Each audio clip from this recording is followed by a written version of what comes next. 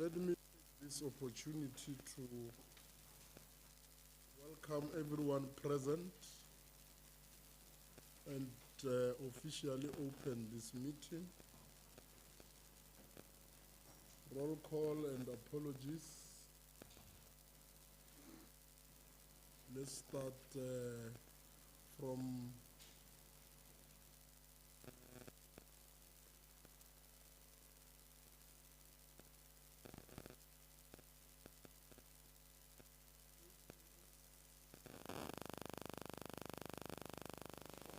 what is happening?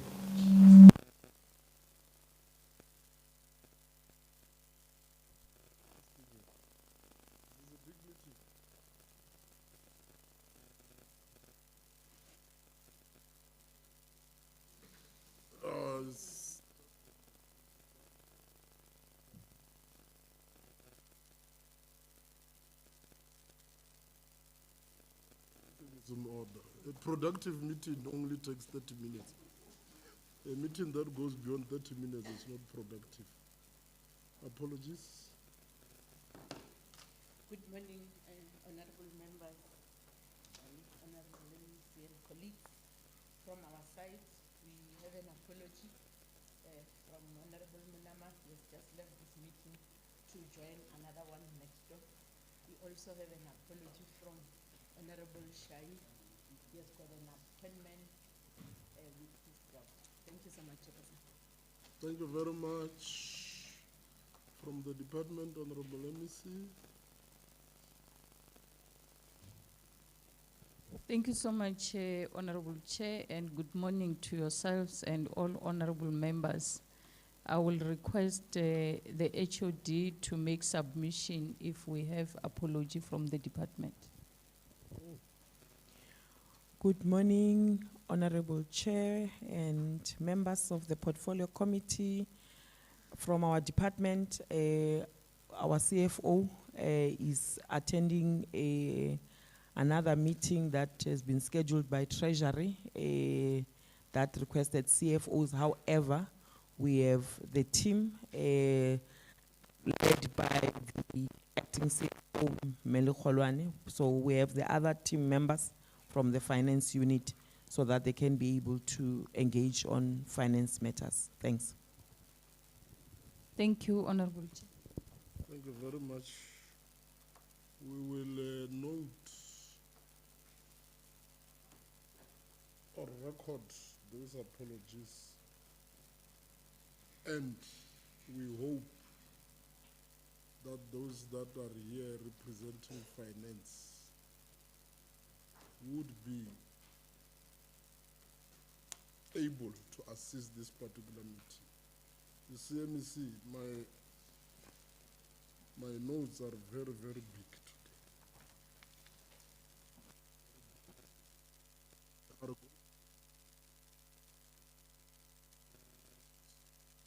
A meeting with AG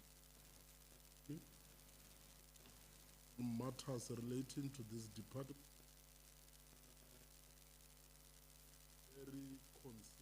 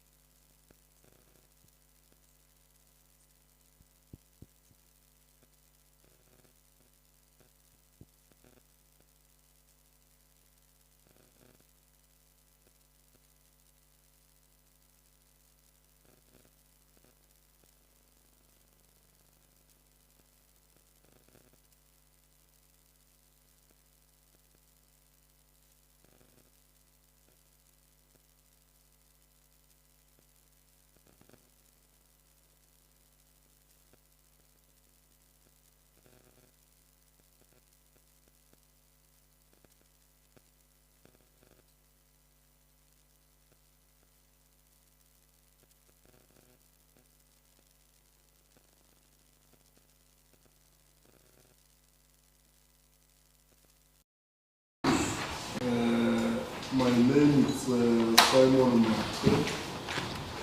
I'm the chairperson of this portfolio committee and a member of Limpopo Provincial Legislature.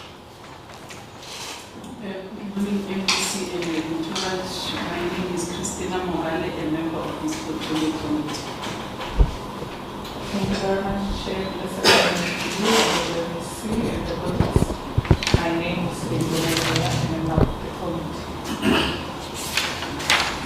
Morning, colleagues. I'm the one with the portfolio committee. Thank you. Chief Uncle March, member of the portfolio. Amy Maholo, a member of the portfolio committee. Ken Malavano, member as well. Thank you very much, Honorable Dr. Chweni Malewala, Advocate, Honorable Max, Expert, Honorable and Good, Expert on social development. So I'm just bringing so that you understand that today it's not going to be a smooth ride, MEC. Support staff legislature.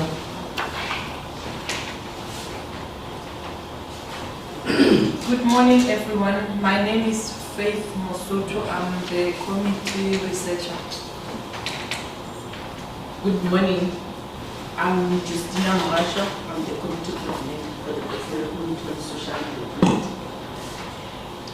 Good morning. My name is Maravani, IT support.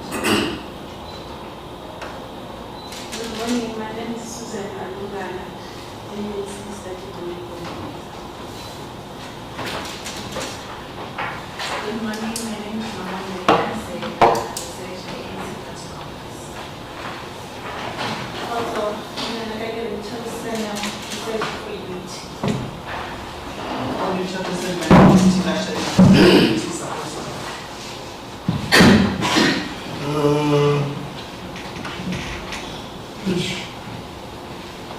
Maybe I wanted you to be somewhere here, but it's okay.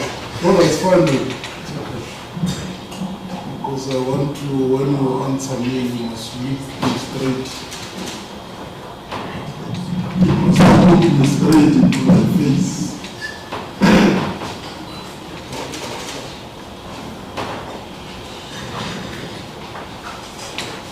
You know, I was going to be missing for if you were traditional.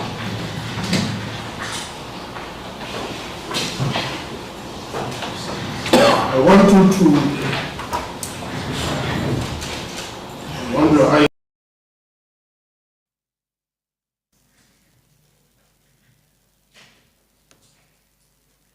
and I'm in a very good mood. Let me see. Oh, yeah.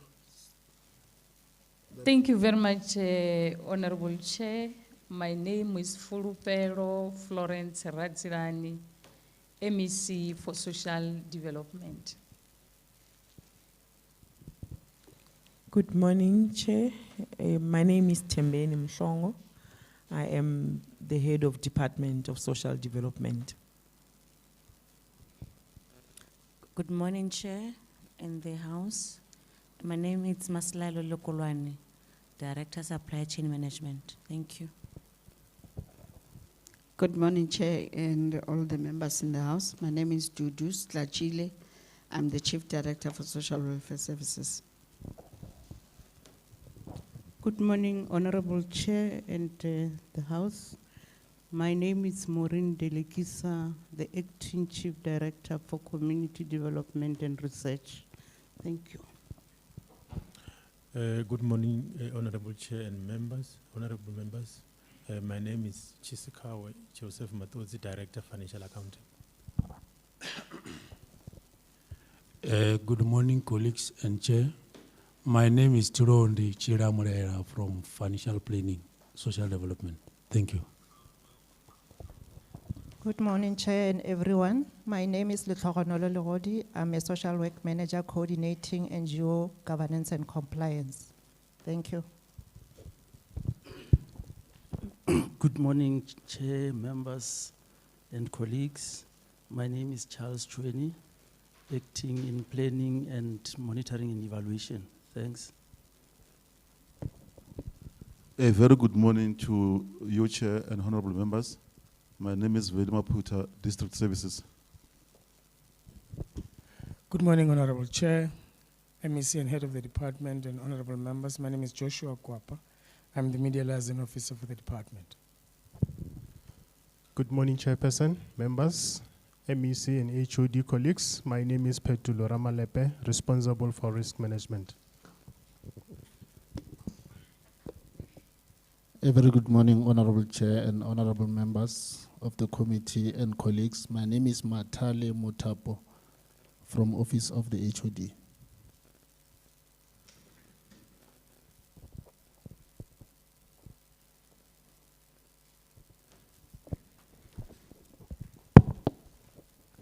Morning, Chair and members. My name is Romeo Mogotle, Chief of Staff.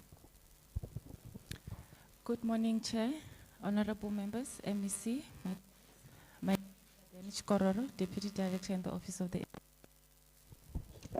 Good morning, Honorable Chair, members of the Portfolio Committee, MEC, colleagues. I am Shivani Francis, Appointment Secretary to MEC. Avuxeni, Chairperson, MEC, not colleagues Equat. Vitramina Ichauke Hongan, I'm the Parliamentary Officer. Thank you very much. Through introductions, I'm made aware that the department is now the new HOD, not acting, right?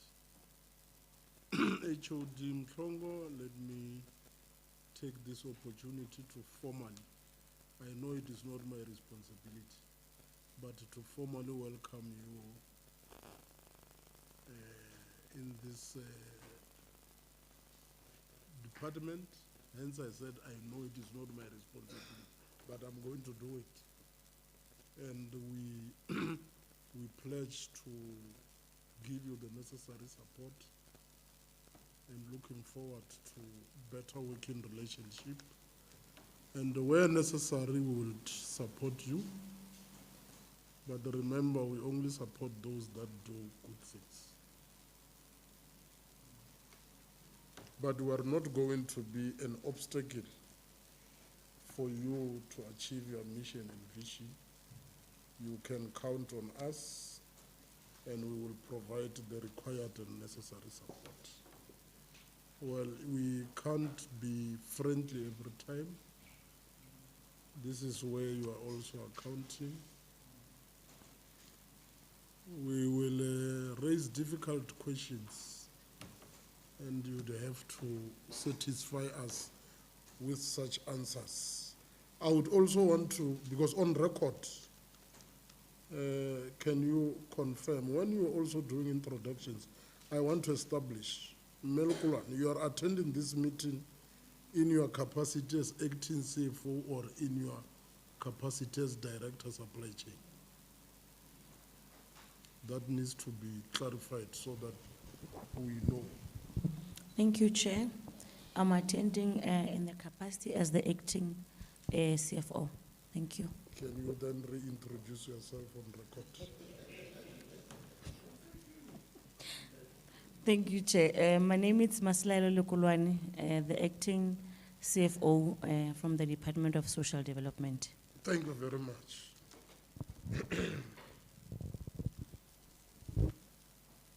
Confirmation of the agenda, Honorable Mohale.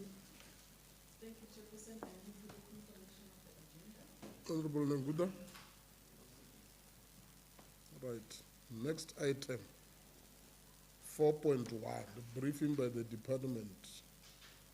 But before, we want to raise the following issues so that as and when we start engaging, you have them in the back of your mind. And these are the issues that were flagged by the Auditor General. The first issue relates to poor quality of annual financial statements, which had some misstatements. 2, poor quality of annual performance reporting.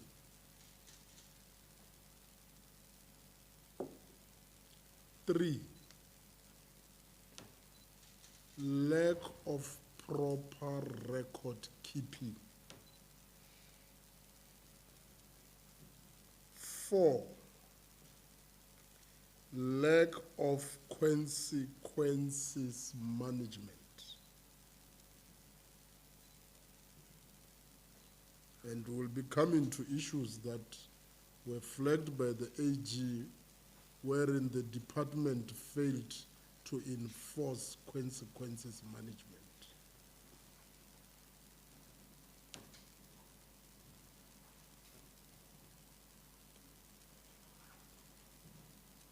And the issue of the cumulative irregular expenditure, which is now sitting at 183 million.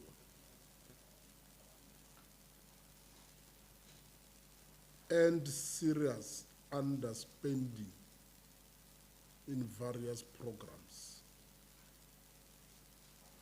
There were 2. The other one was 11 million, the other one was 27 million. Underspending.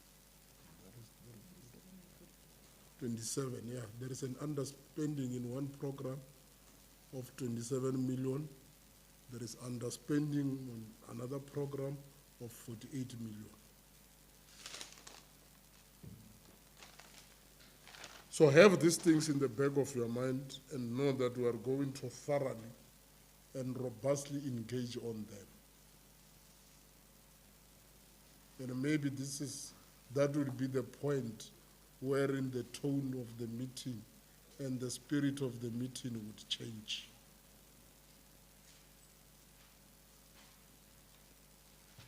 You can take us through your 2023-24 annual report, 24-25 annual report, 25-26 first quarter report, and then we will take it from there. Thank you very much. Over to you.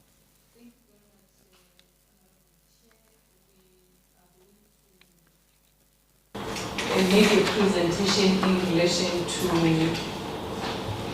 the directive that you have just given us. I will request the HOD, Ms. Temi, to take us through those reports. Thank you very much. Thank you very much, MEC, and thank you, Chair and honorable members.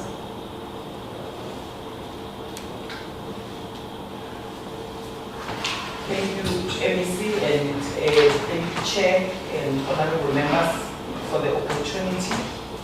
We can go to the next slide, which is a presentation layout. We will be focusing on our annual program analysis for programs 1 to 5 as at the 31st of. Because we are presenting here the 2023-24 annual report.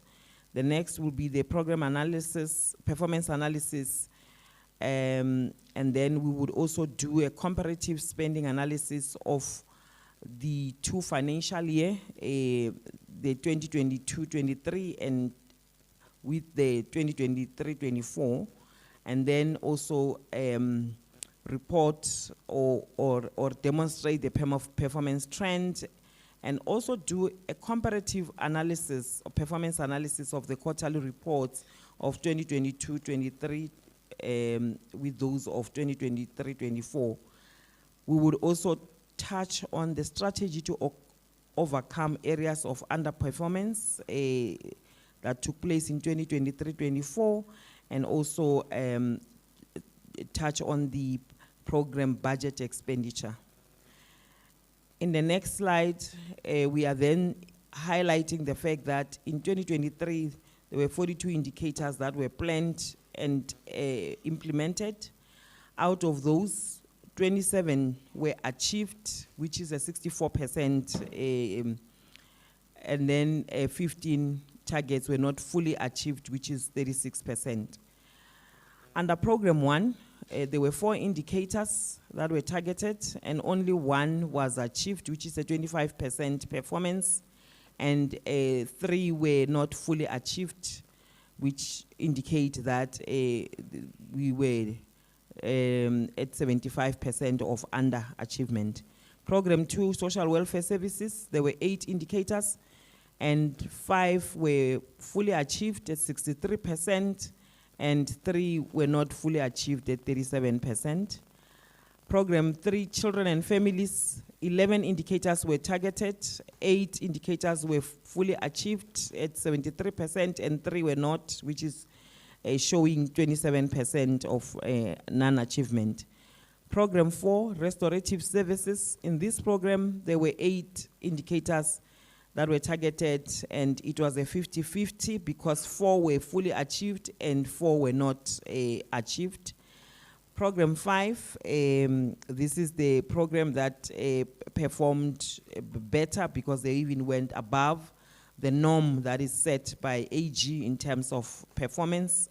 They had 11 indicators, and then 10 were achieved at 9, which is reflect the 91% achievement in performance, while 1 was not, and that is a 9%. In the next slide, we then show this in a table to indicate those indicators that I had spoken to, and also to highlight that for Program 1, we only achieved 1, and that performance is classified as being unacceptable. Program 2, also because we didn't reach the norm set by AG, we were at 63%, is unacceptable. Program 3, Children, we achieved out of 11 only 8, and it is acceptable because at least it's not far off the norm by 7%. And then restorative services, we were at 50%, and that is unacceptable. Development and research, this is the one that I said they went above the norm set by AGSA. It's desirable. In total, the department was at 64% performance, and it is unacceptable. In the next slide, we are then doing a comparative analysis of what transpired in 2022-23 against the 2023-24, including the spending thereof. We are indicating that for Program 1, we achieved 4 indicators at 64%, and we spent a total budget of 96.4. That is for the financial year 2022-23. In 2023-24, under Program 1, we only achieved 1 target, 25%, but the total budget spent was 99.4%. Social welfare services in 2022-23, we achieved 10 targets at 91%, and then in 2022-23, then the total budget spent was 99.7. But then the performance dropped in 2023-24. We only achieved 5 at 63%. However, the budget spent was 99.3%. Program 3, Children, we achieved, in 2022-23, we achieved 7, which is at 88% performance, and then budget spent at 99.5. 2023-24, for children and families, we achieved 7. You would note that I had already indicated that this performance, because it's lagging behind by 7% in terms of the norm set by AG on performance, we were at 73. The budget spent was at 99.4%.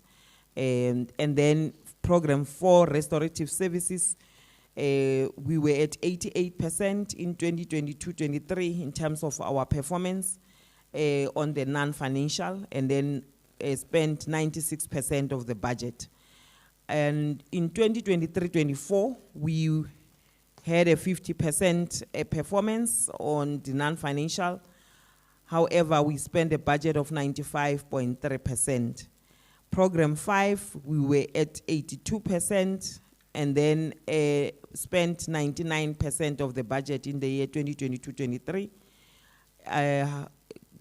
In 2023-24, we only achieved 10, but the performance was desirable, and the budget spent was at 95.7%. So in total, the department in 2022-23, we were at 84%. And with regard to our non-financial performance or predetermined objectives, and we spent a budget of 98.5%. While in the 2023-24 financial year, our performance non-financially was at 64%, and we spent a budget of 98.6%. In the next slide, we are just showing the graphic annual performance of the department in 2023-24, where we are also highlighting the indicators that were the target. The blue is showing the target, and then also showing that in total we achieved 37 indicators, and then 8, hence it is red, we did not achieve. So when you look at our program 5, this is the program that I highlighted, the fact that they had 11 indicators, they achieved 10 of them, and 1 was not achieved.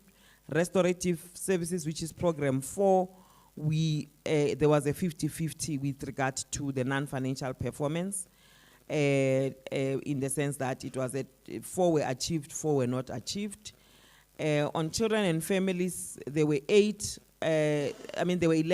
8 were achieved, 3 were not achieved. Social welfare services, there were 8 indicators, 5 were achieved and 3 were not achieved. On administration, I think this is the area where the performance was not was really unacceptable, in the sense that we only achieved 1 target out of the 4 targets that were set.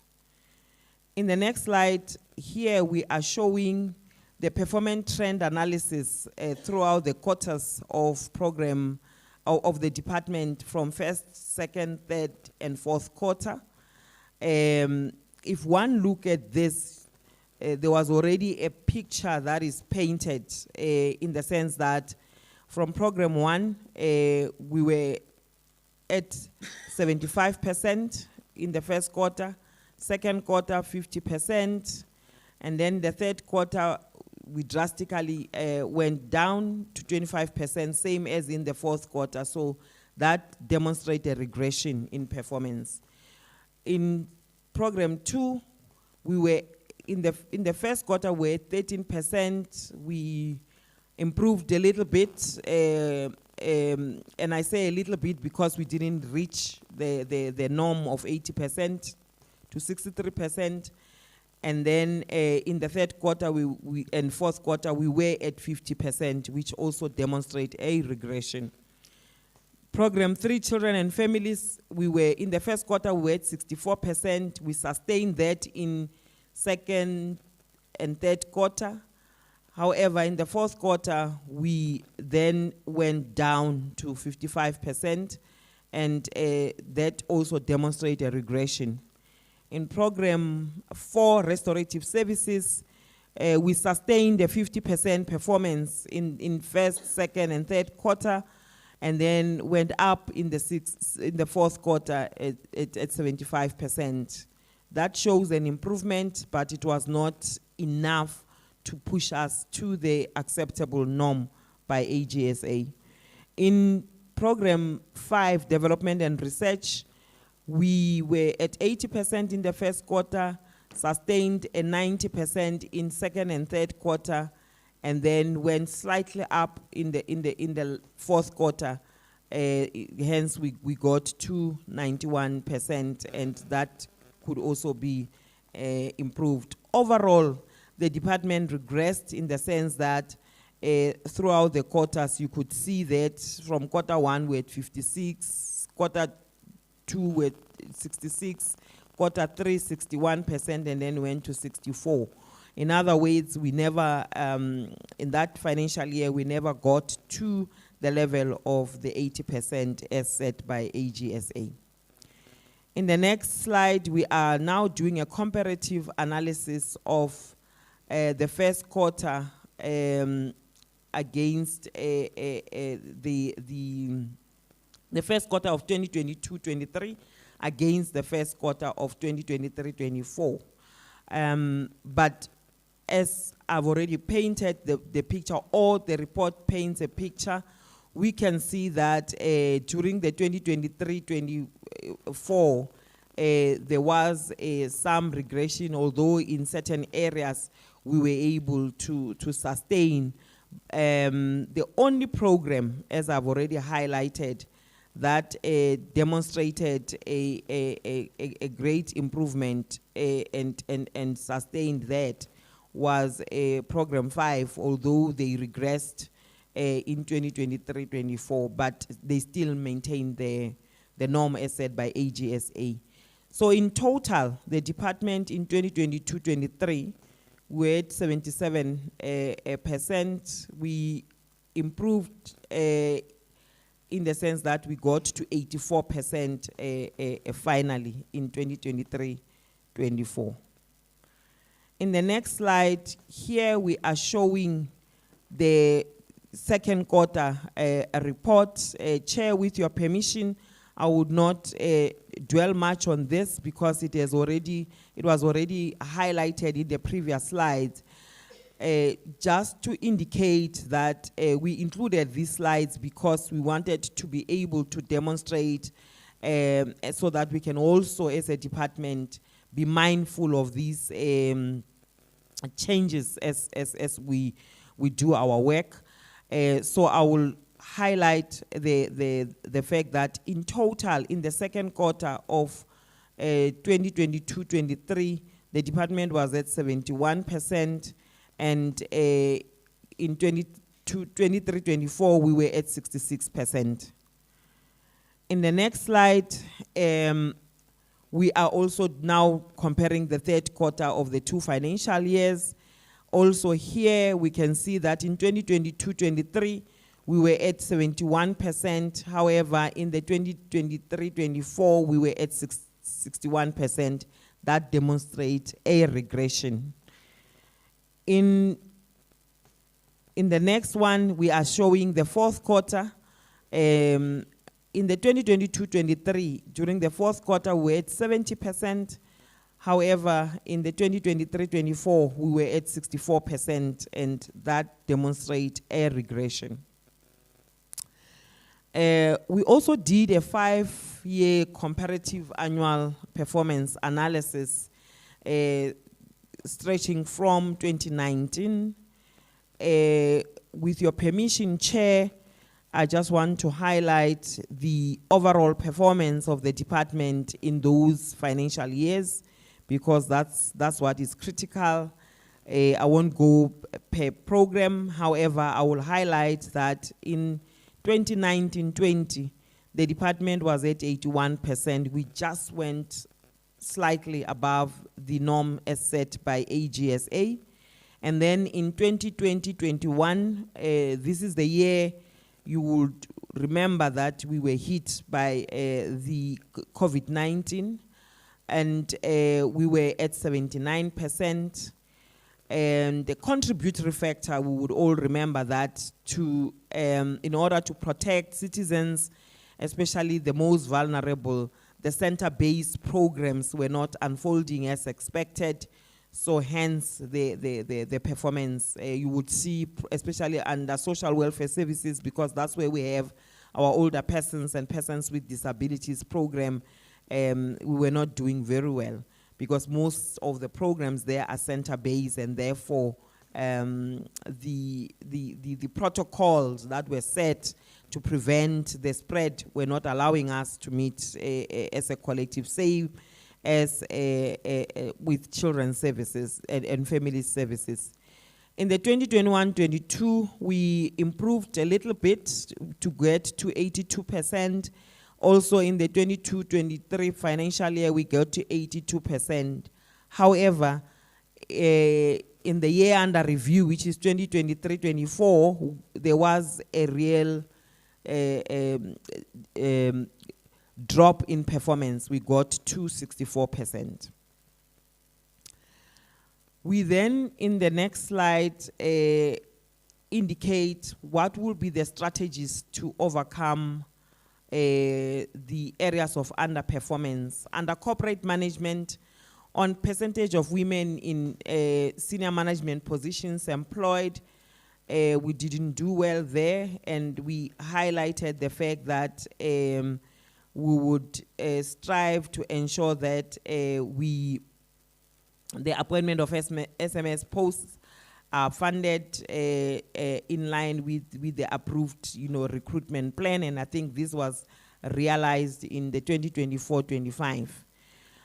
Under financial management, and I must highlight, Chair, that when we went through this report, the MEC also reminded us that we need to pay attention to areas where we make commitments to say this is how we're going to improve. We should not just write it for the sake of writing, but make sure that there's concerted effort to deal with those areas. So the department had some delays in attending to the findings that are, or resolve the findings that are raised by AGSA. So, and these were related to the Pasha Silatule, and then also to the IC disaster recovery solution. Also on the percentage of budget spent, and I think, Chair, as you were telling us, the areas of concern that were raised by AG, this also came out. And we were saying that we would monitor the implementation of the approved infrastructure programs, because I think with infrastructure implementation, sometimes the processes are not following through the project plan that would have been developed. In the next slide, we're talking to services to persons with, to older persons. And here it was the number of older persons accessing residential care facilities. Here we highlighted that part of our strategy will be to review the technical indicator description. But I think there's the manner in which we phrase it is not proper, and MEC also brought this to our attention, that we must craft it in such a way that it demonstrates the commitment to want to improve or ensure that there are services that our people are able to access. I am mindful of the fact that with residential care facilities, you'll also see with under persons with disabilities, we don't have those, and I think sometimes we just align with the availability of beds, but I think we need to do it better in order to demonstrate that there is a committed or concerted effort towards ensuring that we provide the service. Under HIV and AIDS, it was with the number of implementers that are trained on social and behavior change program. These trainings were centralized, and I think it was causing a bottleneck or slow to ensure that they are delivered, and then it was said that the trainings will be decentralized during the 2024-25 financial year. Under childcare and protection services, there were two areas where we were not doing well, and It was under the number of family participating in parenting programs, and also the number of children in foster care reunified with families. And we said that we will review the annual target. But Chair, also here I need to highlight the fact that we need to rephrase and be in a position to demonstrate that there will be strategies that we will embark on to be able to improve and ensure that we do this service speedily. In the next slide, under crime prevention is number of persons in conflict with the law who completed the diversion program, and also under victim empowerment, number of victims of crime and violence accessing support services, and number of victims of gender-based violence and femicide and crime who access sheltering services. We highlighted that the desired outcome of the technical indicator description has been reviewed in the annual performance plan of 2024-25. But I need to also indicate, Chair, or highlight that some of the indicators in these programs are what we label as negative indicators. Our desire is not to have any woman or any child be subjected to gender-based violence or any member of society. However, it does happen. Therefore, we need to also demonstrate concerted effort towards dealing with such challenges. Under substance abuse, the challenge was under the number of service users who access substance use disorder treatment services. And we said that also it is not desirable that we have people who have got substance use disorders. So we need to strengthen the prevention programs, but demonstrate that in an event that they slip and get or be diagnosed with substance use disorder, we should be able to work in collaboration with the Justice, Crime and Prevention Service, cluster. So we are highlighting that. The last one is on Program 5, which is Poverty Alleviation and Sustainable Livelihood, on the number of households accessing food through Department of Social Development Food Security Program. And then we highlighted that we will prioritize provisioning of food parcels through the Community Nutrition Development Center, which are in our communities to help us with the distribution of the food parcels. The next slide is on budget expenditure. We are also here focusing on 2022 and 2022-3 and 2023-4. The budget for, and this is done per program, for social welfare services in 2022-23, I will start with that year. We had 470,092,000, and we spent 468,876,000. So there was an under expenditure of 1.2 million. Under children and families in 2022-23, we had a budget of, sorry, I didn't go to the, I'm sorry. I was supposed to highlight that in 2023-24, we had a budget of under social welfare, 535,493,000. And then we spent 531,711,000. And there was an under expenditure by 3.7 million. Under children and families in 2022-23, we had a budget of, this is the biggest program in the department. We had 629,688,000 as a budget, and we spent 626,473,000 And we had an under expenditure of 3.2 million. And in 2023-24, the year that we are reporting on now, we had a budget of 629,227,000, and we spent 625,505,000, and had an under expenditure of 3.7 million. Under restorative services in 2022-23, we had a budget of 209,699,000 and spent 201,320,000, and underspent we had 8.3 million.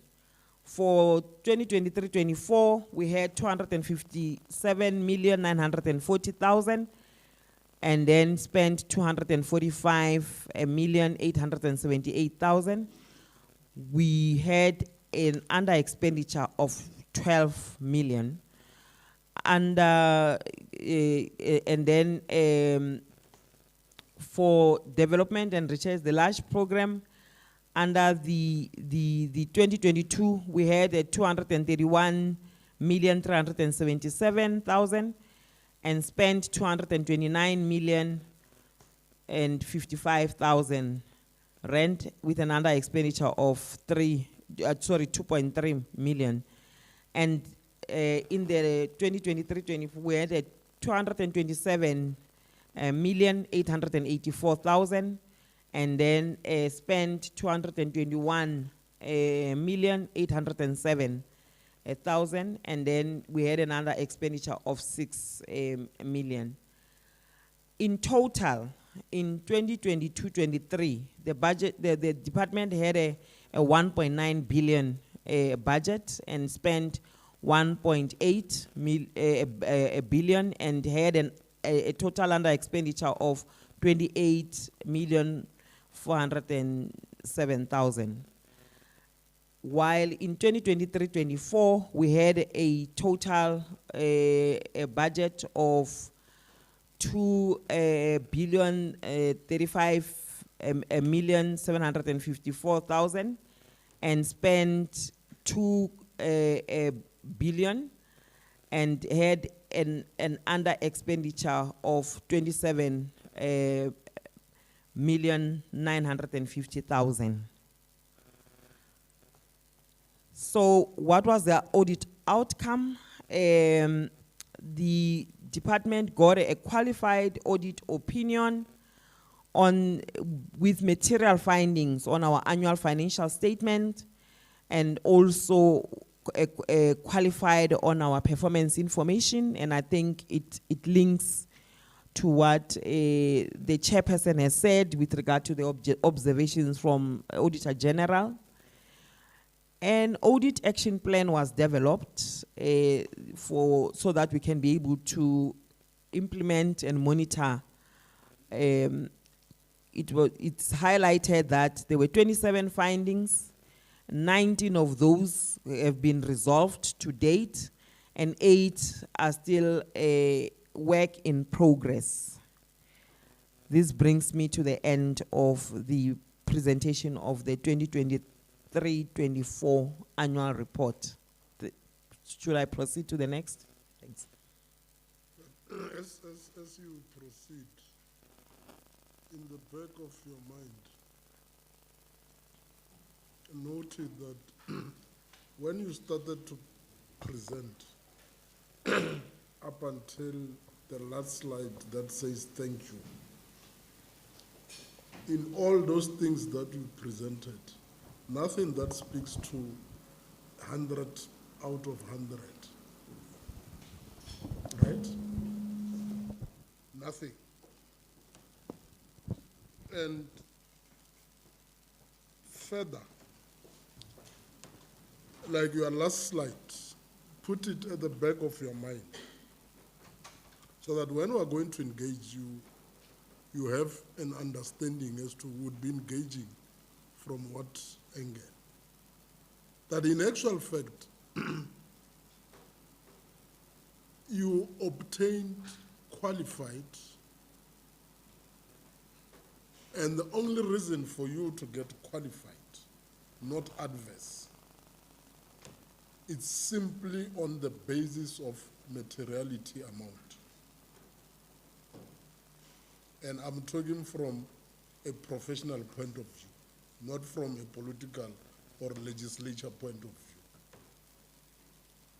If your materiality amount would have exceeded a particular percentage, you would have obtained an adverse. So which means, looking at the trend in terms of your performance, you are on an N1 towards adverse if you are not going to drastically improve. The next audit opinion would be adverse if you are not going to improve, if you are not, as a new HOD, if you are not going to turn things around. But you see, and you did well by starting with 22, 23, 23, 24. Now it tells you, in all those financial years, there is no 100 percentile performance on all programs. Underspending remains consistent. Underspending remains consistent. Implementation, dolo. Because if you have targets and you don't achieve at least 95% or 99%, especially with a department that deals with most vulnerables, MEC, that is one department where we cannot afford under expenditure.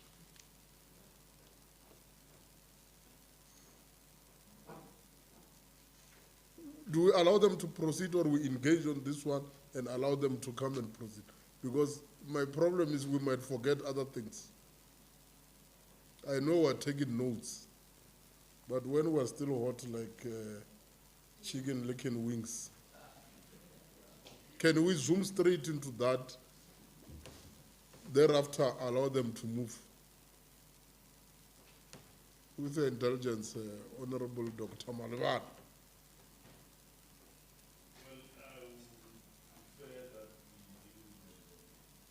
Do we allow them to proceed? Okay.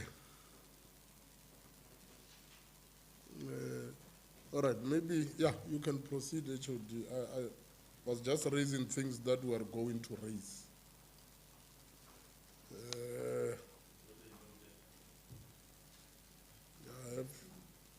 I have a lot of them. Yeah, Chair, with due respect, Chair, when you raise issues, we are noting them. We are noting them. We take this meeting very serious. So we are noting, we will be able to engage in an honest and fair manner with all these reports. You no longer have it.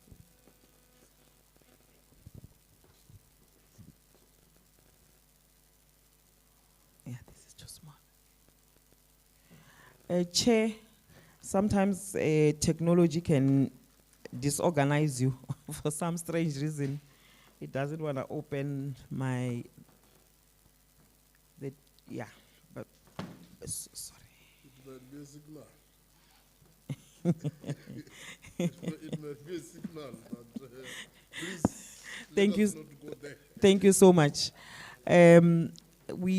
We're now going to focus on the 2024-25 financial year, and the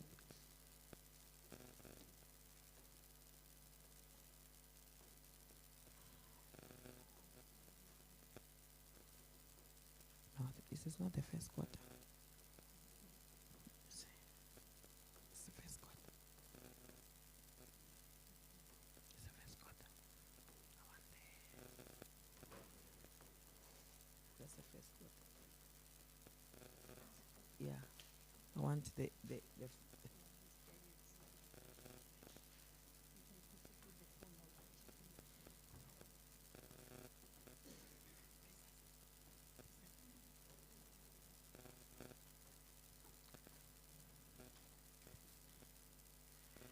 Okay, sorry about that. The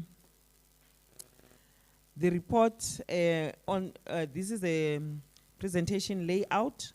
We will follow the same way as we did the 2023-24, where we will be showing you the analysis of the annual report throughout, and then we will then do the program performance analysis, also do comparative performance analysis of the first quarter of 2024 with that of the 2025-26, and then we will also do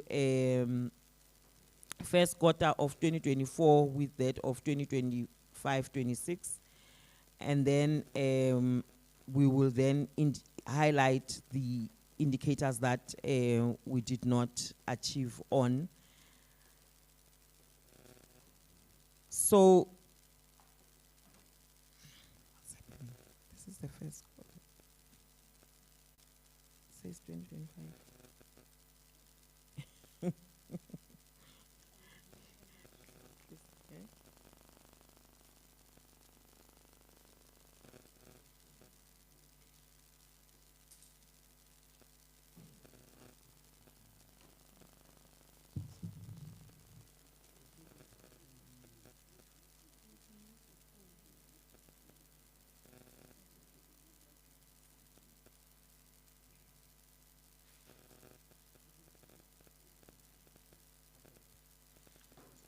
I'm so sorry about that. I don't understand why my gadget is refusing to open this one.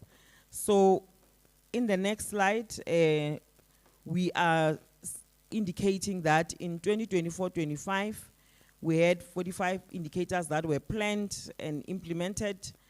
We achieved 37 of those, which highlight the 82%, and 8 were not fully achieved at 18%. Under Program 1 administration, there were 7 indicators that were targeted, which 4 indicators were achieved, and 3 were not fully at 57%, and 3 were not fully achieved. Under social welfare services, 8 indicators were targeted, of which 7 indicators were achieved at 88%, and 1 indicator was not fully achieved, which is at 12%. Program 3, children and families. In this program, 11 indicators were targeted, of which 8 indicators were achieved at 73%, and 3 not achieved, which is a 27% underachievement. Restorative services. In this, we had 8 targets, and that were planned, and 100. We were at 100% with this program. Program 5, we had 11 indicators, and 10 were achieved at 91%, and only 1 indicator was not achieved. The next, we are then showing in the table so that we can be able to highlight the fact that under Program 1, we had 7 indicators, only achieved 4. Only achieved 4 years, and that shows unacceptable performance. And then under social welfare services, we had 8 indicators, we achieved 7 at 88%, that is desirable. And then Program 3, children and families, we had 11, we achieved 8 at 73%. That is just acceptable because we are just below the norm by 7%. Program 4, restorative services, this is the program that I said we had 100% achievement, which is what is desirable. And then under Program 5, development and research, we had 11 and achieved 10 at 91%. This is also desirable achievement.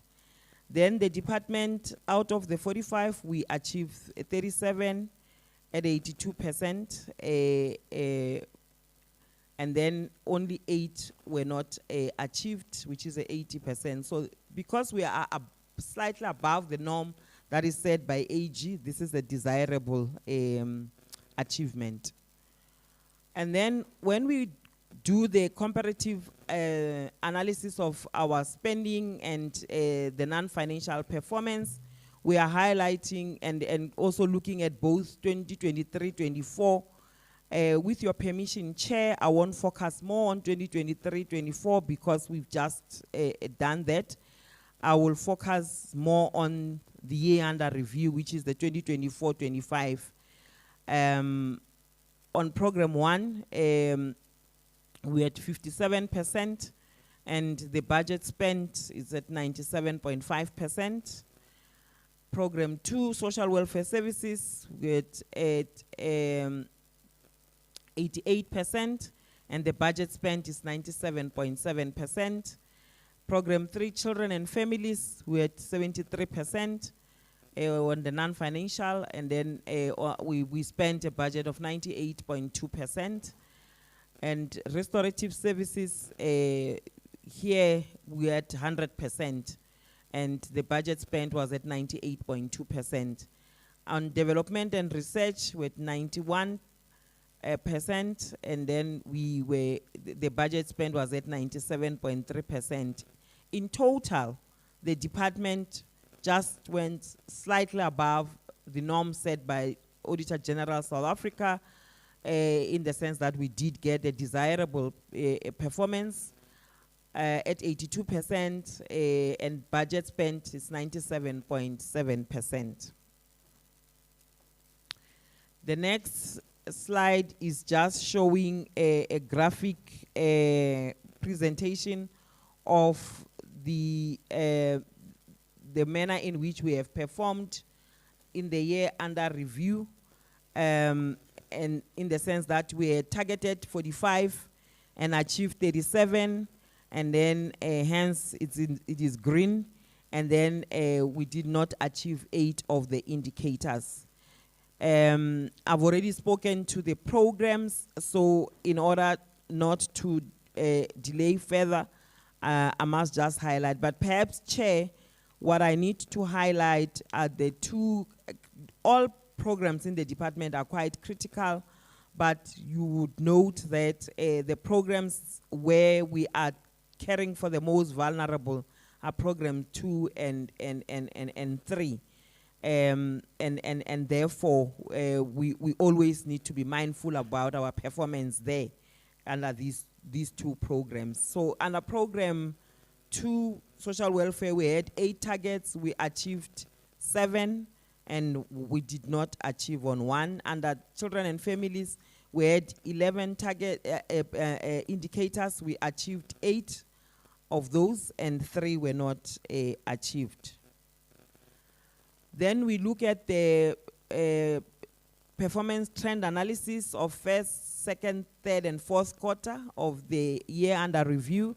We are indicating that in the first quarter, with regard to performance, we were in program 1, we were at 86%.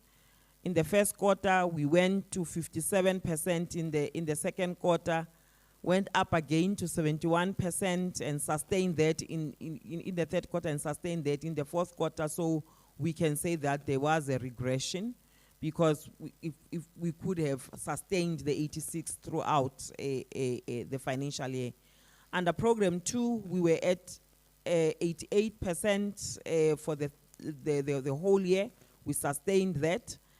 And then under program 3, we sustained the 73% in quarter 1, 2, and 3, and then dropped in the fourth quarter, which shows a regression. And program 4, we were able to sustain the 88% performance in quarter 1, 2, and 3, and then just dropped in the last quarter at 75%.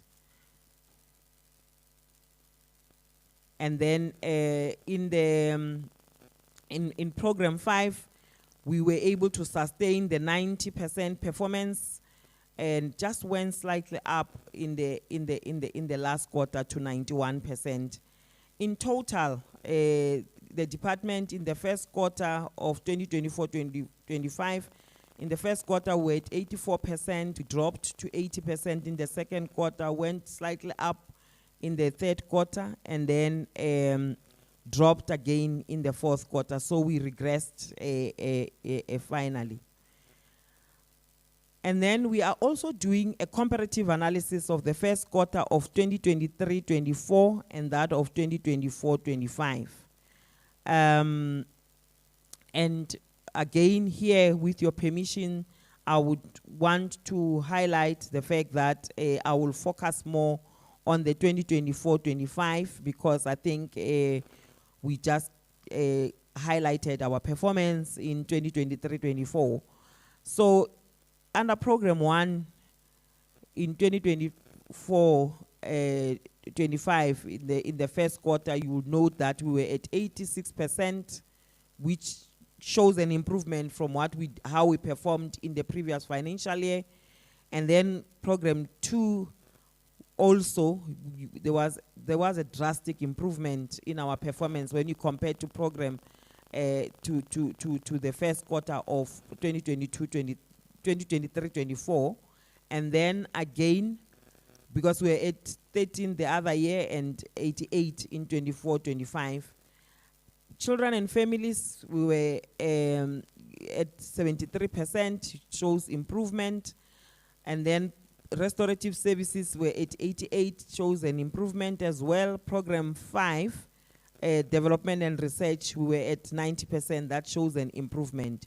So comparatively speaking, in 2024-25, the department improved the performance during the first quarter.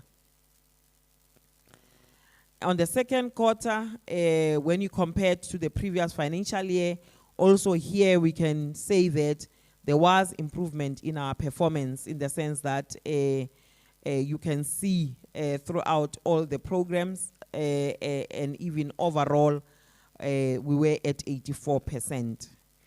We can go to the next slide, which shows the third quarter. The third quarter of 2024-25, there was also an improvement overall in the sense that we were at 82%. In the next slide, where we are showing the fourth quarter of 2024-25, comparing it with that of 2023-24, also here, except for program 5, there was improvement in the performance. In program 5 is the only program that was at 91 and they slightly dropped to 90%. But the overall performance of the department showed an improvement.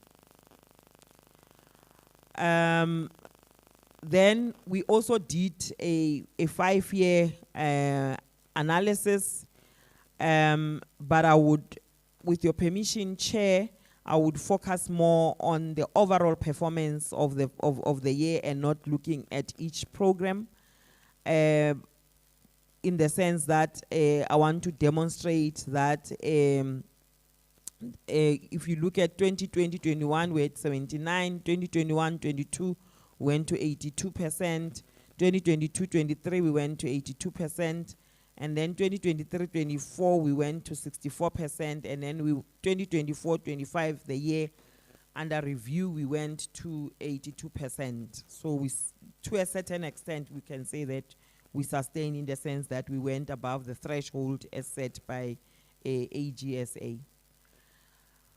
Then, when it comes to the strategy to overcome areas of underperformance, again, the percentage of AGSA audit findings resolved, we are indicating that we expedite the dispute resolution activities and focus on building human resource capacity in the 2025-26 financial year in line with the recruitment plan. And then we are, to a certain extent, where we are talking about the department depends on the date set by the bargaining council. I think this is related to areas that are talking to consequence management as well. So the department is making progress in implementation of the approved funded recruitment plan. Because there was a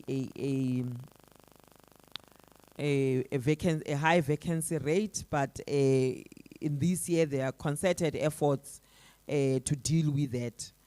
On financial management, on percentage of valid invoices paid, we made a concerted effort to say we will take corrective action to address the payment beyond 30 days. And letters were written to the affected institution to take corrective action. And then also percentage of procurement targeting persons with disability. Here, Chair, we are expected to ensure that we assist persons with disabilities by doing some capacity building sessions in order for them to be able to participate in the open labor market and participate fully. On the next one is talking about the services to persons with disabilities, or number of persons with disabilities accessing residential care facilities. Here we are saying we target to align with the available beds. So, but I think, as I indicated earlier, that MEC has cautioned us to say we need to ride this and ensure that we come up with strategies to deal with, because there are persons with disabilities in our communities that really need the service. So we must do something about that in collaboration with other key stakeholders. On childcare and protection services, the number of children with valid foster care orders, we indicated that our strategy will be to engage the South African Social Security Agency to ensure that the projections that we will be doing for the 2026 financial year as we go to plan, they should be in line with what is in their books, or because they do have a system that is able to show us, then we must work closely with them so that we don't under target or over target, but target in a manner that will be acceptable. The number of children placed in foster care, we said that we would also adjust these projections, and the projections were duly adjusted. The number of children in foster care reunified with families, we highlighted that we need to continue to render family preservation programs and improve collaboration with other role players to support the targeted families. And there must be collaborations with future families, because Chair would note that we do encourage families to help us to become foster families. On program 5, there was the one that was underperforming the indicator under the number of research projects completed, and we are highlighting the fact that we'll augment the capacity through partnering with institutions of higher learning in the province, and we are also awaiting the ethical clearance from the Provincial Research Ethics Committee. And also we will finalize the appointment of researchers and project steering committees. And we have also solicited the assistance of Dr. N. Mukwele from the University of Limpopo to provide scientific technical advice so that we can be able to do better in that way. And then on the budget and expenditure, again, Chair, with your permission, allow me to focus on just the year under review, because we have already touched on the 2023-24. Just to indicate that for program 1 administration, we had a budget of 395,331,000 rand, and the actual expenditure was 385,408,000. And we had another expenditure of 9.9 million rand. And then on social welfare services, we have 550,505,000, and we spent 537,640,000, and had an under expenditure of 12.8 million. Under program 3 children, we had 639,044,000, and we spent 627,535,000, and had an under expenditure of 11.5 million. On restorative services, we had a budget of 285,689,000. We spent a total of 280,500,000, and had an under expenditure of 5 million or 5.1 million.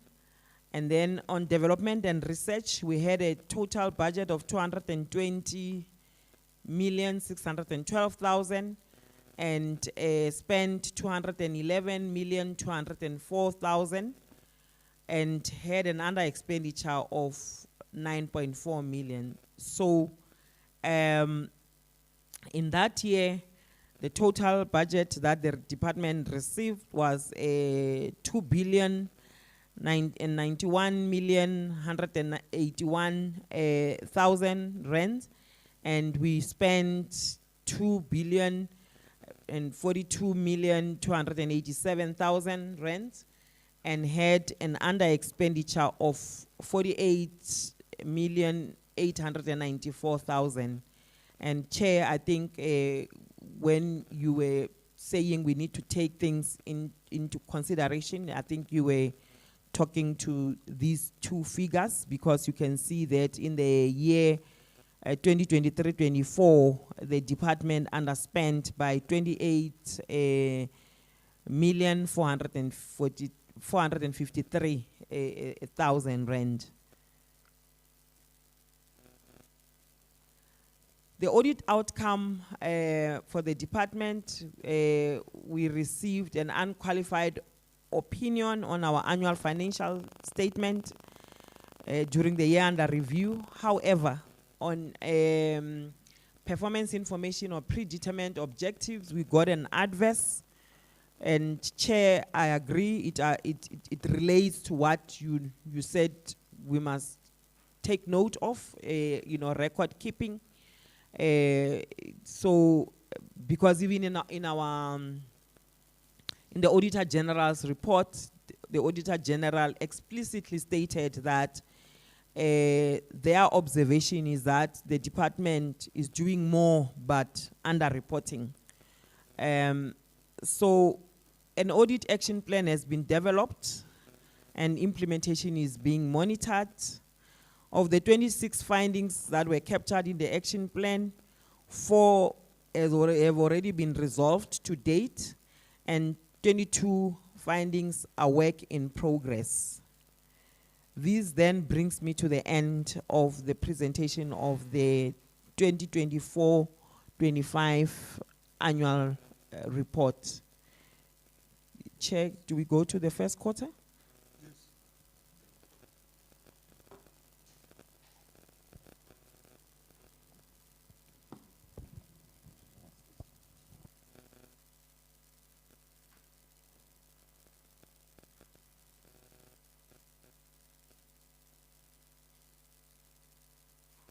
What was your opinion for 24-25?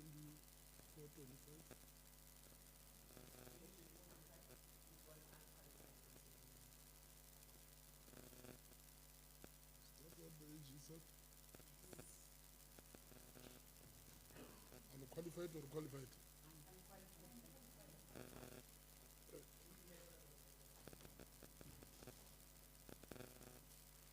I thought it was qualified.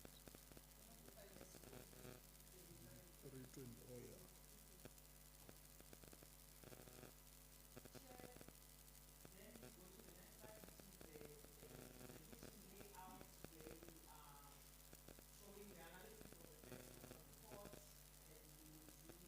A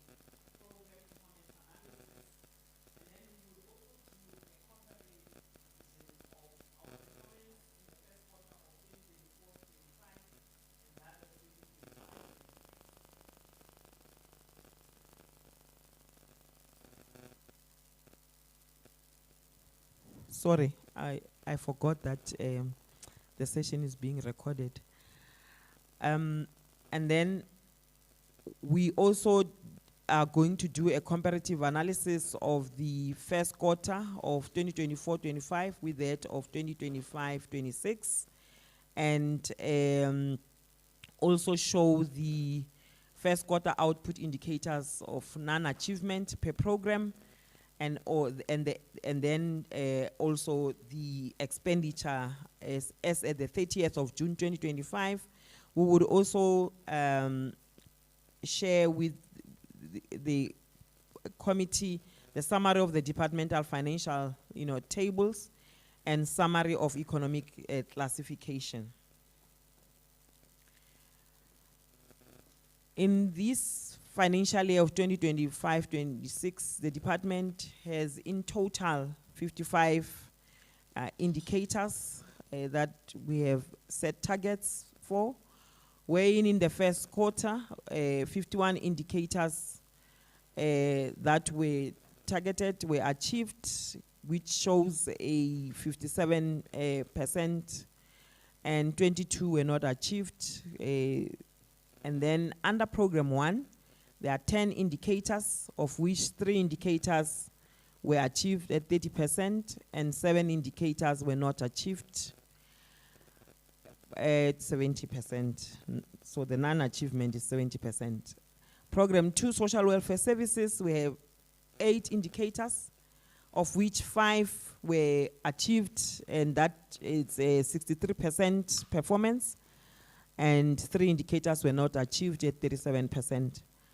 Program 3, children and families, we have 11 indicators, of which 3 were achieved, so it's a 27%, and 8 were not achieved, at 73% non-achievement. Program 4, restorative services, there are 8 indicators that were targeted, of which 5 were achieved, at 63%, and we have a non-achievement of 37% because 3 indicators were not achieved. Program 5, development and research, we have 18 indicators, of which 13 were achieved at 93%, and 1 indicator was not achieved, which shows and there's something wrong here, which shows a 7%. Goes further. 2 indicators were not planned here, so then it explains. 2 indicators were not planned for in the first quarter, and 2 indicators are planned for the fourth quarter. This table then just demonstrates in terms of the number of indicators and what we would have achieved per program, and as I've already indicated, then I can just go to the total, because I've already highlighted the per program as I was reading in the previous slide.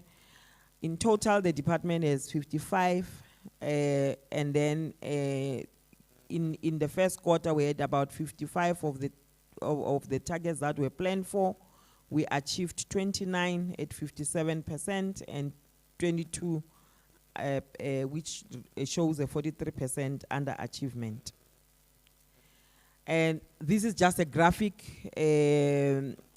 representation of our indicators. I won't dwell much on it, but just to highlight the fact that we had 29 that were achieved and 22 that are underachieved. In the next slide, we are then doing a comparative performance analysis of the first quarter of 2024-25 with that of this current financial year. We are then demonstrating that under program 1, in the first quarter of 2024-25, we achieved 6, we're at 86%, but we have drastically dropped in the first quarter of this financial year, because we had 10 indicators and we only achieved on 3 of them at 30%, so we have regressed. Under program 2, we had 8 indicators and achieved 7, but now we have 8 and only achieve 5, which is a 63. There's also a regression there. Program 3, children and families, we have 11 indicators, and then we have 8. And then, but now we have 11 and only achieve 3 at 27%. So there's also a drastic regression there. On program 4, restorative services, we are at we have 8. We achieve 7 at 88%. But this time around, we only achieve 5 at 62%. Program 5, they had 10 indicators and achieve 9 at 90%. But this time around, they have 14 and they achieved 13. And that shows an improvement when we compare to the previous financial year. In total, the department has 51 indicators this financial year, and when we compare to last financial year, because we were at 84%, we are at 57%. In the next slide, we are then showing the first quarter of 2024-25. Chair, with your permission, I will focus more on this financial year first quarter, because I think we have already focused on the 2024-25. But this was just to demonstrate and caution us to say we need to be mindful of our performance as a department. So in the first quarter, program 1, the performance was at 30%, the spending was at 20%. Program 2, 63% non-financial, but we are at 21% on the finance. Program 3, 27% non-financial and 20% on our spending. And then restorative services, we are at 62% non-financial and 23% with regard to the budget spent. And development and research, we were performance-wise with 93% and only at 20% budget spent. So in total, we can say that our performance is at 57% on the non-finance, and we spend 21% of the budget allocated to the department. So we are also highlighting the performance indicators where we did not achieve. The first one under corporate management is the percentage of funded vacated post filled. Chair, here just to highlight, because it may appear as if there's a disjuncture, but just to indicate that we are within the 6 months. So this was just the first 3 months of the financial year, and hence we are saying that we don't have reasons for non-achievement because we were still within the acceptable period. And then the number of Department of Social Development offices accessing internet, our annual target is 20. The first quarter target was 5. We only managed to get 2 to be up and running, and we are indicating that the delay was in the budget activation, and then we're saying that we would ensure that we fast track the distribution of the budget to the relevant offices. On financial management, we are indicating the percentage of audit, Auditor General South Africa audit findings that are resolved. Our annual target is that there must be 100%, and even for the quarter. And then we are saying we are at 81% because we only managed to deal with 22 of the 27. And then we are saying that we are awaiting finalization of the outstanding audit findings, and then we will fast track the finalization thereof. The percentage of valid invoices paid within 30 days, the target is 100%, and we were at 99.82%, and we are indicating that we will manage to pay 1,625 of the 1,628 invoices. And we highlight that there was incorrect capturing of a receipt date, and 2 payments were affected by technical systems error because of the system upgrade and migration.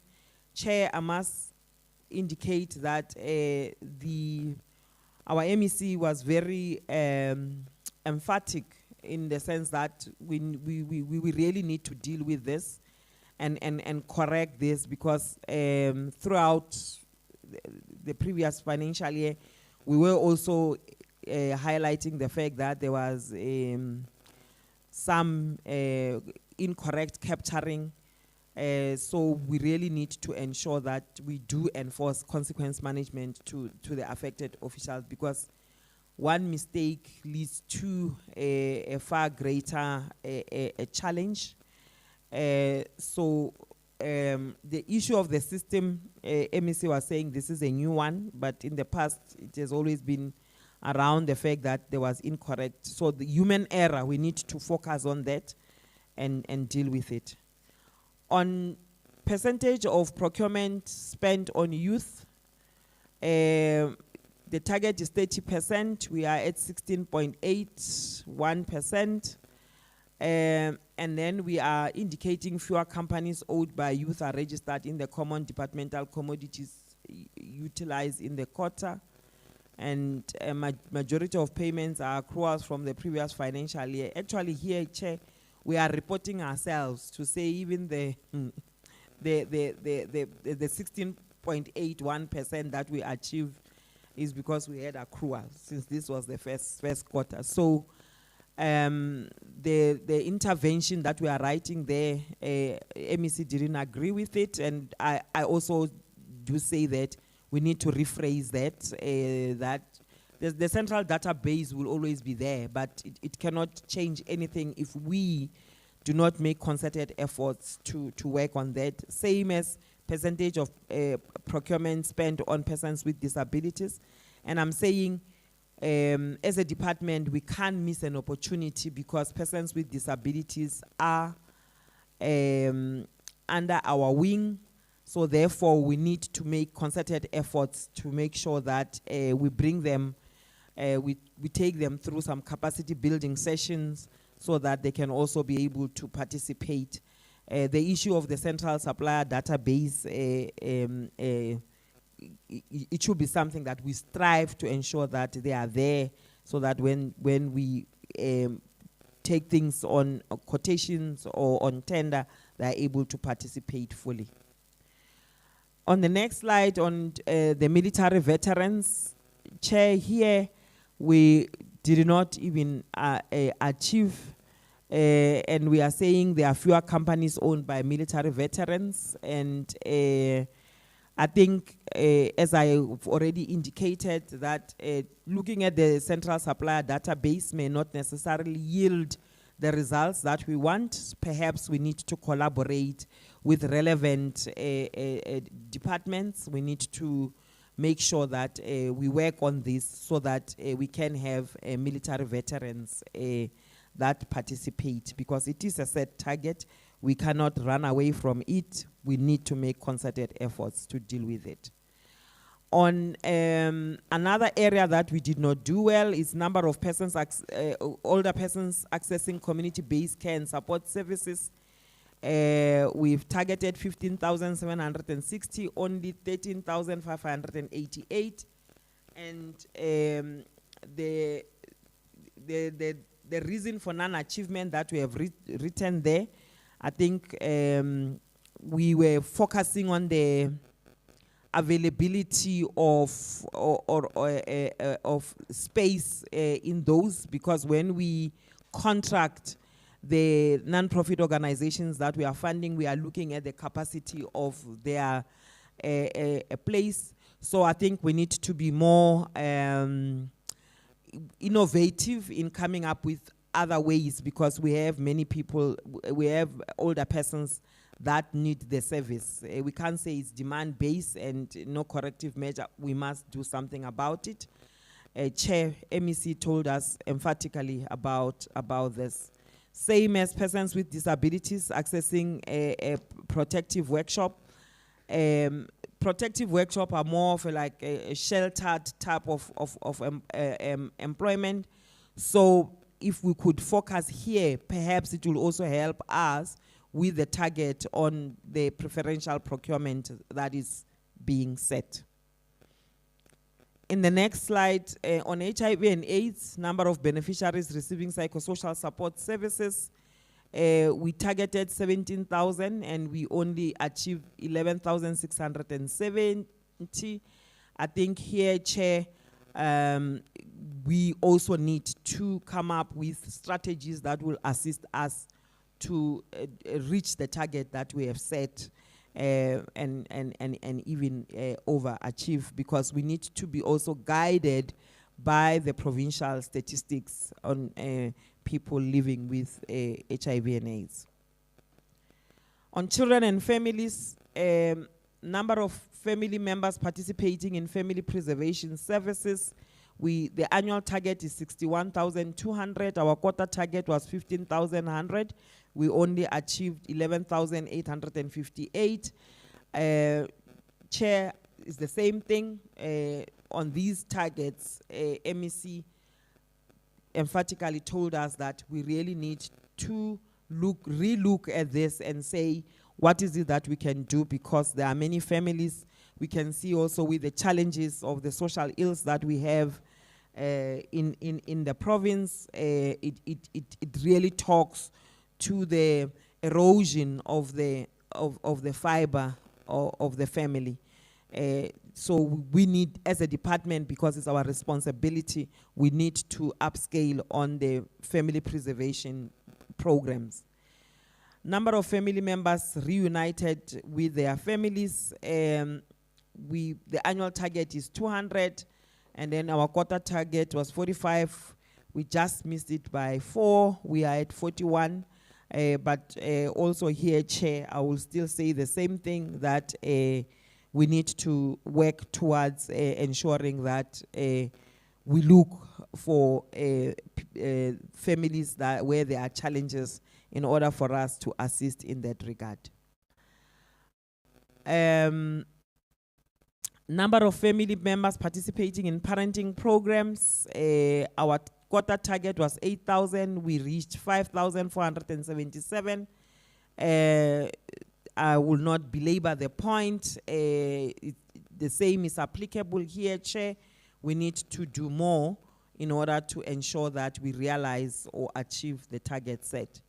On childcare and protection services, the number of children with valid foster care, here we exceeded the target. It is commendable.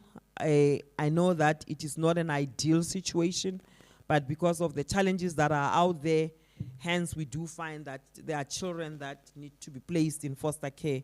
So ours is just to ensure that we improve on our family preservation programs.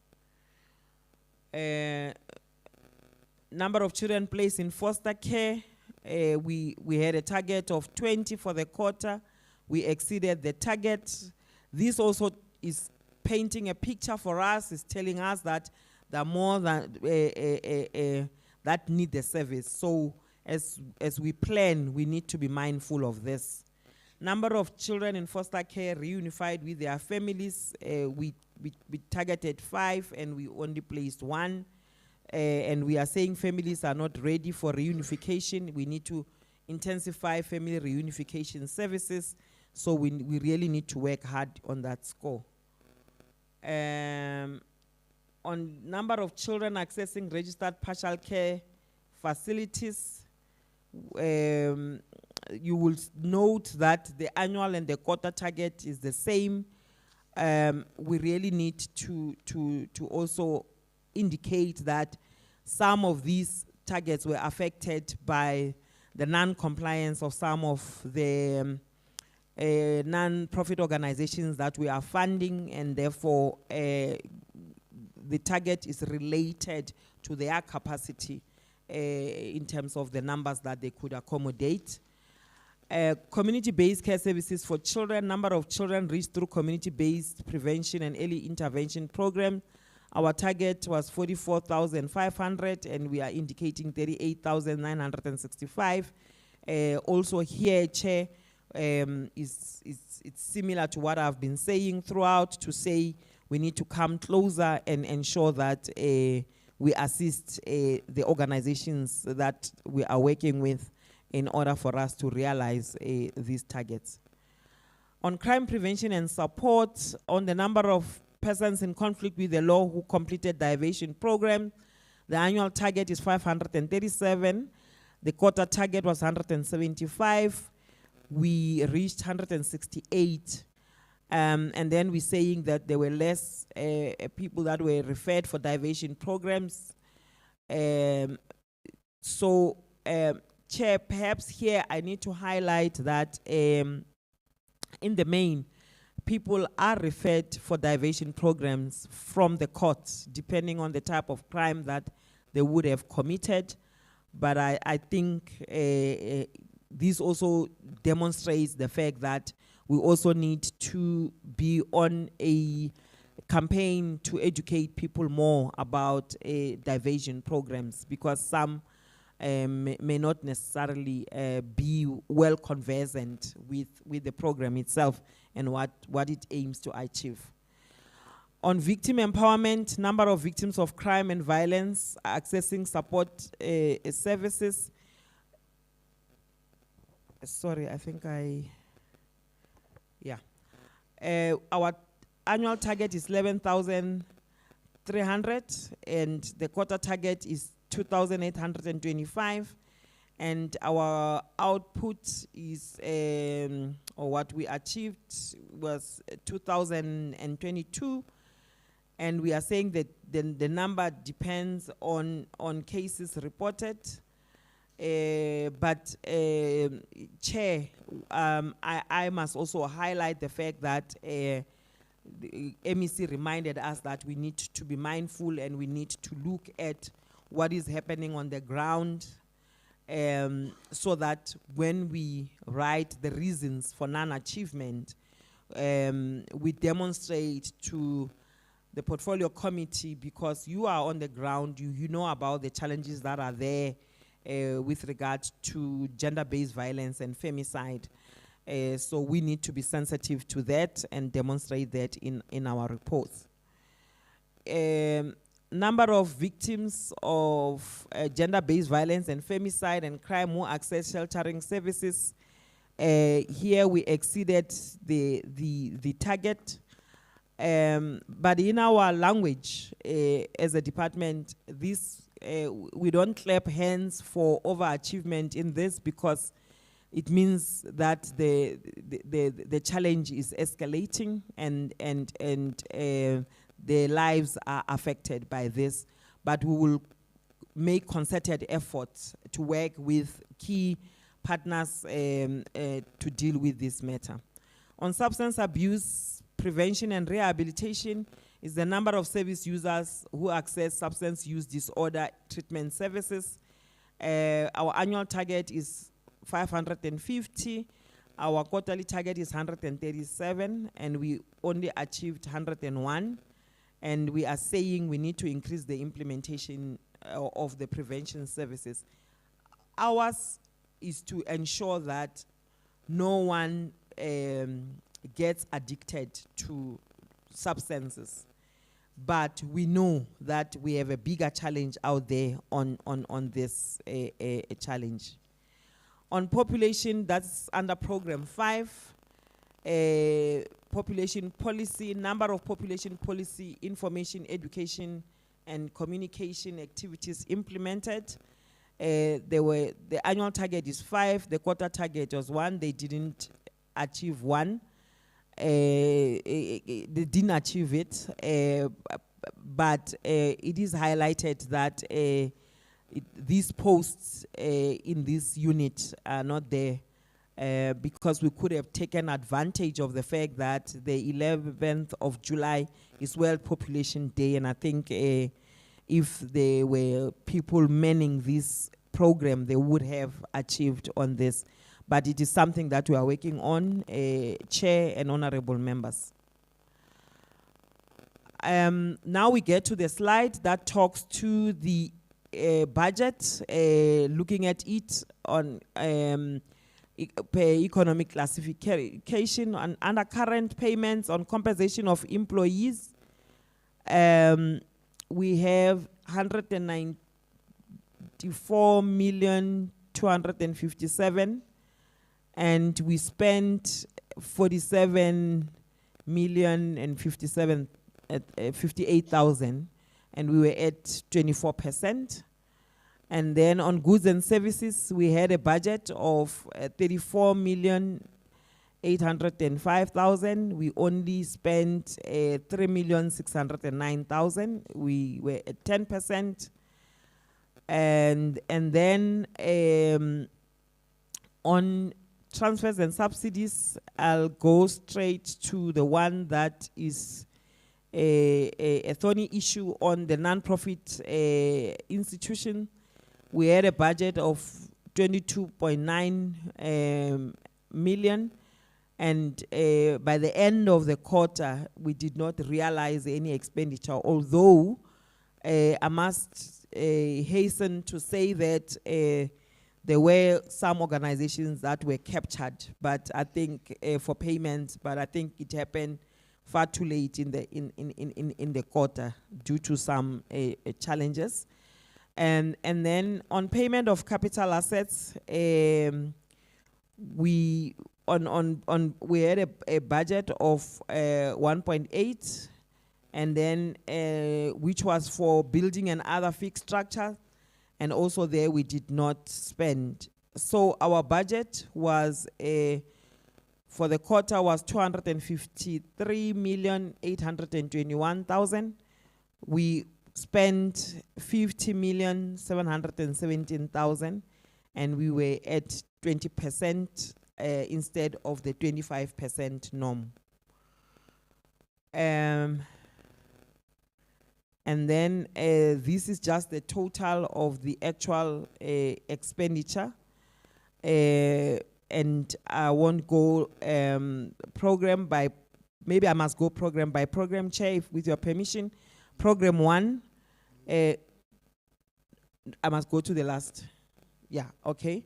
Our total budget that we have as a department is 2.2 billion, and we spent 475,841,000, and we say we realize a 21% instead of the 25% norm.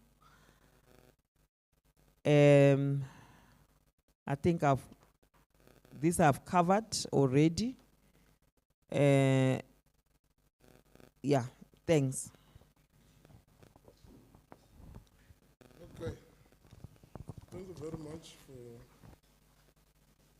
the comprehensive analysis. Maybe I would assume that since you started presenting, there were only two things where targets were met. And the other one is not an ideal. So in actual fact, we would say that from all those years where you started and up until now, the department only reached one target. And that demonstrates an element of laxity.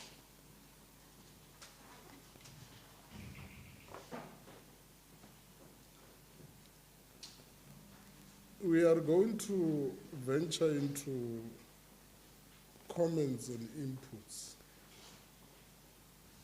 But you see, maybe just to break the ice,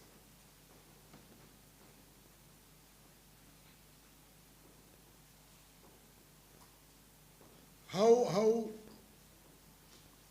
do we justify this underspending, given the nature of the department? How do we have underspending?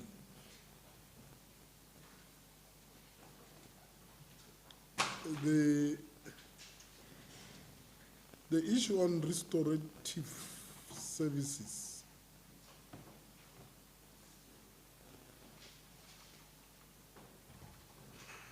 because that is one area in which we were supposed to be highly excelling.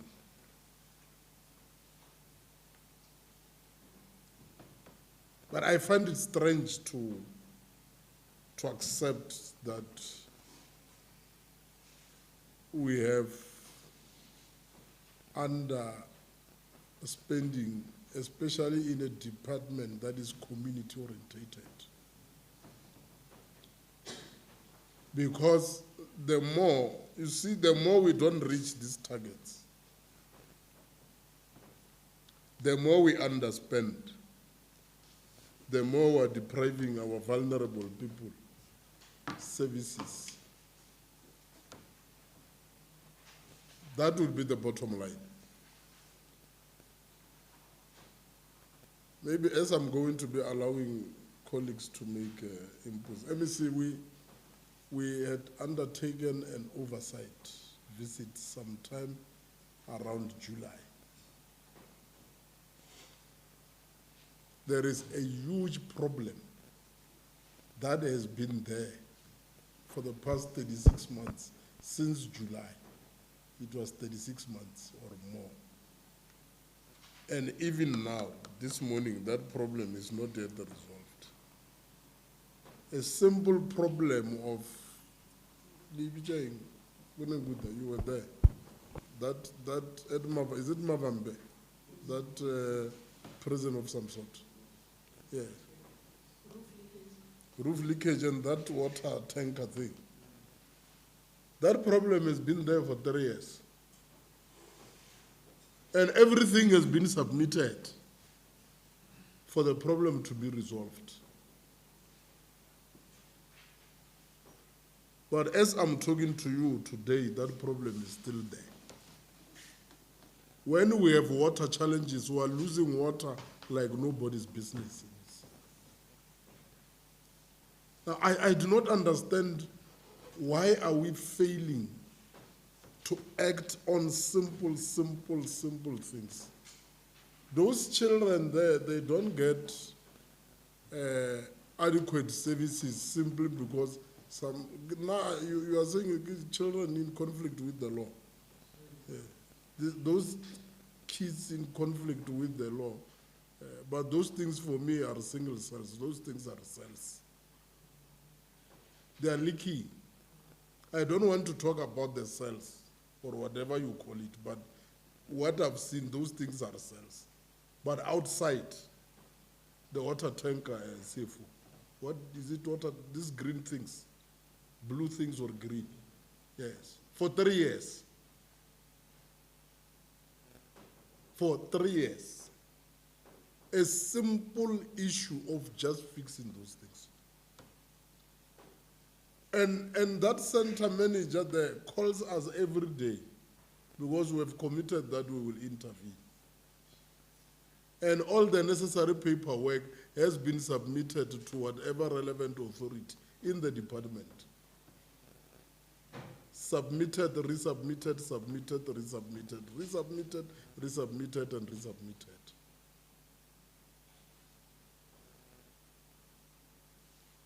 Now, let's get to these issues.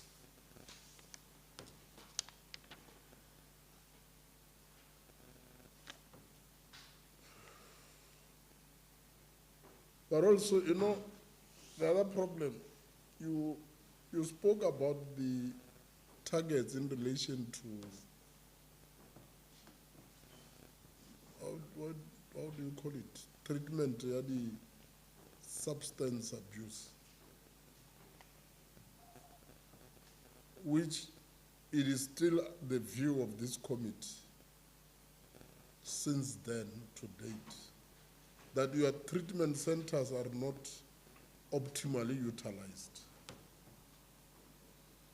Because I would not understand why a treatment center would have 32 service users when you have a waiting list of more than 500 people that wants to go into those things.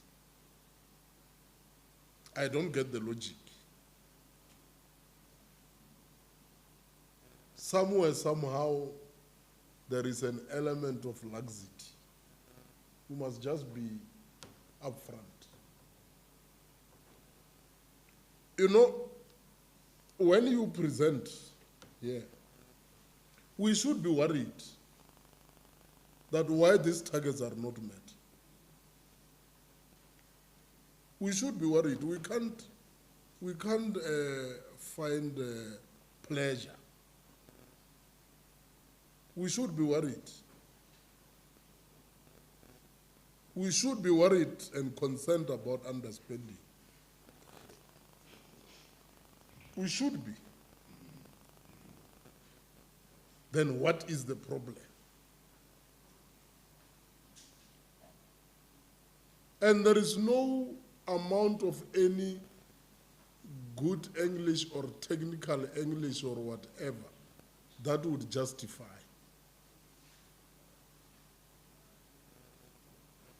Moreover, given the fact that Limpopo is the most rural province, which means we have the highest number of vulnerable people.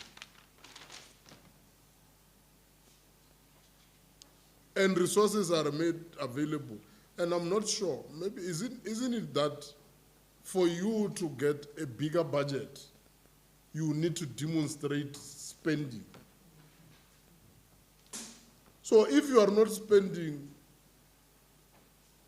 maybe MEC, this time when we got a bigger increase, because we're able to engage thoroughly with the MEC.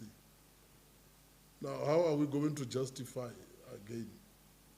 Because the lesser you spend, the more you are sending the message that, look, with the little that we have, we are fine.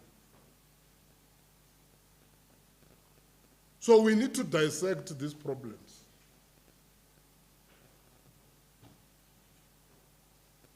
Or do we have some, is this a department or a resistance movement of some sort?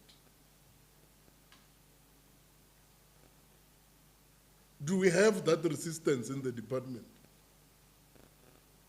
where people are not prepared to do work? Go slow of some sort. And now we need to be, now we're elected. Now I'm elected, and all these other 5 colleagues of mine, including the MEC, we are elected. Now you are employed. If there is an element of resistance or defiance or sabotage, now we're politicians, we can deal with you. You go to CCMA, you win, we apply for review at Labour Court. You stay home for 4 years, no problem. By the time you win your case, the wife and the car and the house would have been gone. You'll start afresh. There is no problem. If there is that thinking, you are not failing the MEC, you are failing your own people. And in actual fact, you are not working for MEC, you are working with the MEC for the people of Limpopo. But if you think or no, there is these things that you can do so that, remember, if you get adverse, it will be under a leadership. And some of you, we know you agree with officials, we see you on Facebook, the things you write there. We just look.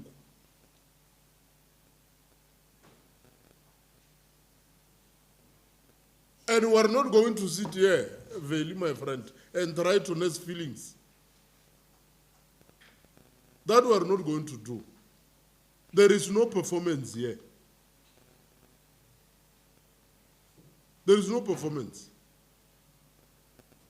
We can't be sitting with 12 targets, 6 achieved, 6 not achieved, regression, what, all these things.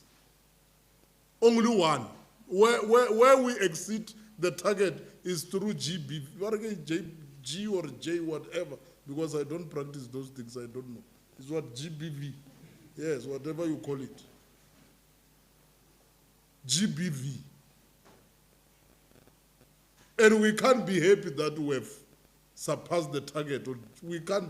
In actual fact, our target on GBV must be 3.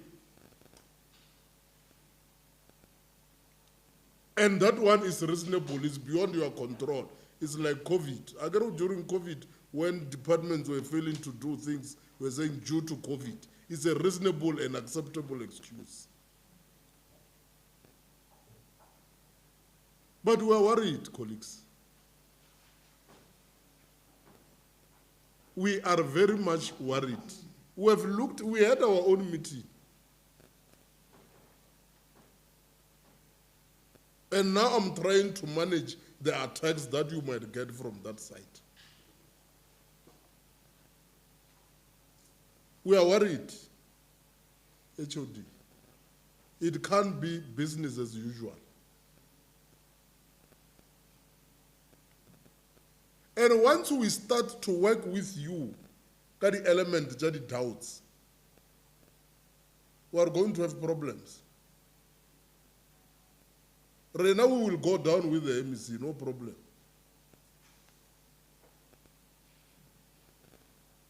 Right now you will go down with your families and there is a problem. I agree there is no woman who will continue to maintain an unemployed man. And you will forfeit all these other related benefits by virtue of being unemployed.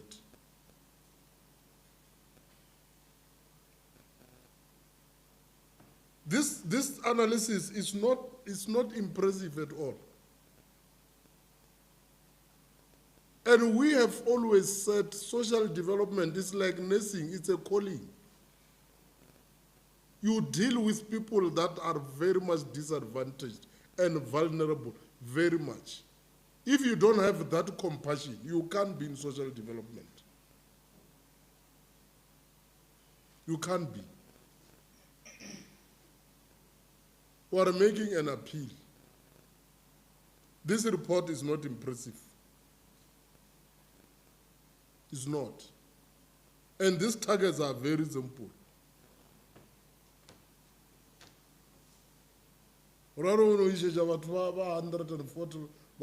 the fish oil and the rice. Can that be a difficult responsibility? Just to fix Jojo tank.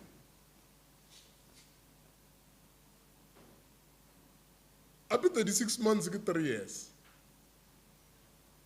Even the mola who drum made so blue, green. What do you call these things?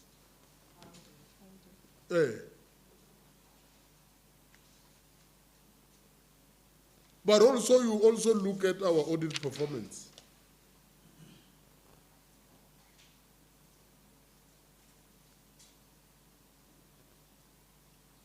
Audit performance. I agree when you want to analyze audit performance, you use a 5-year cycle.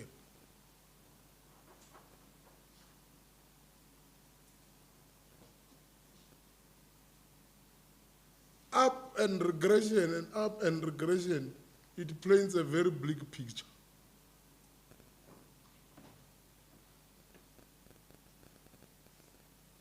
And we don't want to exactly zoom into where we think this. We are going to request that you give us your audit action plan. And we are going to monitor it, unfortunately. And that monitoring is going to be very thorough. Because if we don't have that action plan, then we will not be able to provide proper monitoring. So, colleagues, that was that. Now let's play oversight. Honorable Mohale, Honorable Levia, Honorable Maolo, Honorable Nemguda, Honorable Maolo, Honorable Dr. Malevana, and any other person that would like to speak from ourselves.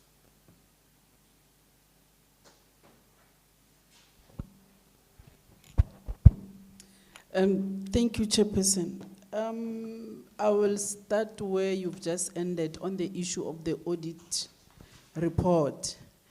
MEC, I'm worried that targets were not achieved, but budget was spent on 99%. For an example, I'll go to where they say social welfare services where you were audited. The targets achieved 88%, but budget spent is 99%. Then when you go to children and families, targets achieved is 73%, budget spent is 99%. You did not achieve the target, but you were able to spend up to 99%. What's happening there? Like you've said, Chairperson, they set the targets on their own, without anyone saying, please set this target. And you are not able to achieve the targets that you've set on your own. Who will come and achieve that target for you? There's no one. I believe the targets achieved should go together with the budget that you've spent. If you spend 99%, target 73%, that is what worrisome, Honorable MEC. The other issue that I've been able to pick up from the audit report is if maybe you could give us the status of there's a security tender that did not go well. So if you could get the status up to so far, because that also affects your audit, the audit opinion that you get at the end of the day. And also, there's something that is worrying again, MEC, is we see on social media, people will rather use unregistered rehab centers. And that side of Mopani even had an incident of a death case. When we've got the Sesheho complex, welfare complex and so on, is it Polokwane or Sesheho? Where we've got that, and it seems as if the facilities that government has are not known. What is it that the department is doing to make sure that people use the facilities that government has, where they are not going to pay these exorbitant amounts that they are paying to these other rehab centers that are not even affordable, because they are also supposed to assist who? The vulnerable of our communities. Can we please also look into that? And MEC, we still have the issue of the unemployed social workers dating from 2013 up to now. And the social ills that are really happening in our community needs those services. Can we please come to find a solution when it comes to the issue of those social workers out there who are there, they've got the qualifications, they are unemployed, and the issue is we need them as members of the community. Remember, me and you, what they will see, people are not interested in seeing the papers. People are not interested in explaining whatever. If they need this service, they need that service. I am here representing them. You are there to make sure that they get the service. They just want the service. The explanation would not assist in anything. So can we please work on that, the unemployed social workers, because communities really need them. The other issue is you'll have to also to explain to us whether you've got a plan or whatever to make sure that we fill in the funded vacant posts, which also will come up in your audit report. That should also be made sure that people get employed. And I think the other ones, my colleagues will be able to talk to. Thank you, Chairperson. Thank you very much, Honorable Chair, and blessed afternoon, colleagues, MEC. Chair, mine was just the fact that if I was not going to make a comment, we were going to worry again. Truth is, we are taken for a serious ride, and people look at this particular engagement as a ticking box exercise. And you have captured us very well, where you were able to allude to the members here, the responsibility of the MEC and the responsibility of themselves. So now for me, Chair, raising all these pertinent issues, it's unfortunately not going to assist. Colleagues must just agree and accept here in this meeting that as and when they go back, Chair, they will do what is expected of them. We can't sit in a meeting on 12 targets and colleagues boldly come and report to us that they've achieved 2. When we know the social ills of this province, when we know that the province of Limpopo is the most hard-hit province in the entire country. No, we can agree, Chair, and if we are going to deal with this meeting like a normal exercise, that we must come and play an oversight, that will be saying we are also ticking our own ticking box, Chair. It's not gonna work. If we are going to agree that the reports that we have received here from colleagues, it's okay, it's business as usual. No, it's not gonna work, MEC. The colleagues should really go back to the drawing board and do the needful. They know the social ills we have in the province, and this department, it needs humility, it needs compassion, and it needs dedication. But Chair, if we're going to come here and then speak to reports as if everything is normal, it's not gonna work. And I think this is where I stop in this meeting, just to highlight to the colleagues that we are not impressed. If we sit here and say we are impressed, it will be a lie, and it will be that we are doing injustice on behalf of the people of this province, which will be quite unfortunate. The hard-hit, the downtrodden, the poor, the differently abled people. It can't be. This department should be in its glory, Chair. It should reflect the sensitivity that we have as a province. But if we sit here at the comfort of our own zones, we sit here at the comfort of our own self, it's not going to assist the people of Limpopo. And Chair, if I'm to say, yes, we have heard the report, change this, it will be a lie, and that I'm not going to do. The least I could do is to say, Chair, we have heard them, which we do not accede to what they have reported to us. They should go to the drawing board. They should really go to the drawing board, because if we sit here in the meeting and agree, it will mean this business as usual, which unfortunately we can't. We'll never be able to do that. Or the people of this province will hold us accountable. So colleagues should go back to the drawing board, Chair, and fix what needs to be fixed. We can't sit here on a tank that is 4-6 months, colleagues know, it's very wrong. In our houses, we do not jump water that is leaking. When you get home, they say water is leaking, you call the plumber. You know why? We have comfort of resources to do that for ourselves. But what about the people that are looking unto you to change their ordinary lives on a daily basis? 6 months, colleagues, no, it can't work. And we can't sit here and agree that things are okay. Things are not okay. At all. Things are not okay, Chair. And if we do not raise it here, it means even in the 3rd, 4th quarter, we're going to see it inundated with the same reports to say, yes, colleagues, we are fine. No. That will daunt our own conscience, and we are not going to agree, and we can't form party to that, Chair. So colleagues should go back to the drawing board, because the next quarter meeting, Chair, it's not going to be an easy one. Particularly on behalf of the people of this province. If ourselves sitting here and yourself sitting here, we become complacent, or we do things like it's normal, we must just account, it's a 3rd quarter, 1st quarter, we come here, we present, and we leave. How do we sleep at night? No, colleagues, naturally I'm not going to make any input. On the report that they've brought, I'm not going to make any input. I will wait for the third quarter where you come and present to us. We know you are the newly appointed HOD, but it comes with the deeds. Whatever has happened while you are not in the department, it's your responsibility. Now, I'll not talk to the MEC. I'll talk to the people that are responsible for administration. We can't, colleagues. And Chair, when we leave here, you should give them a target of 7 days.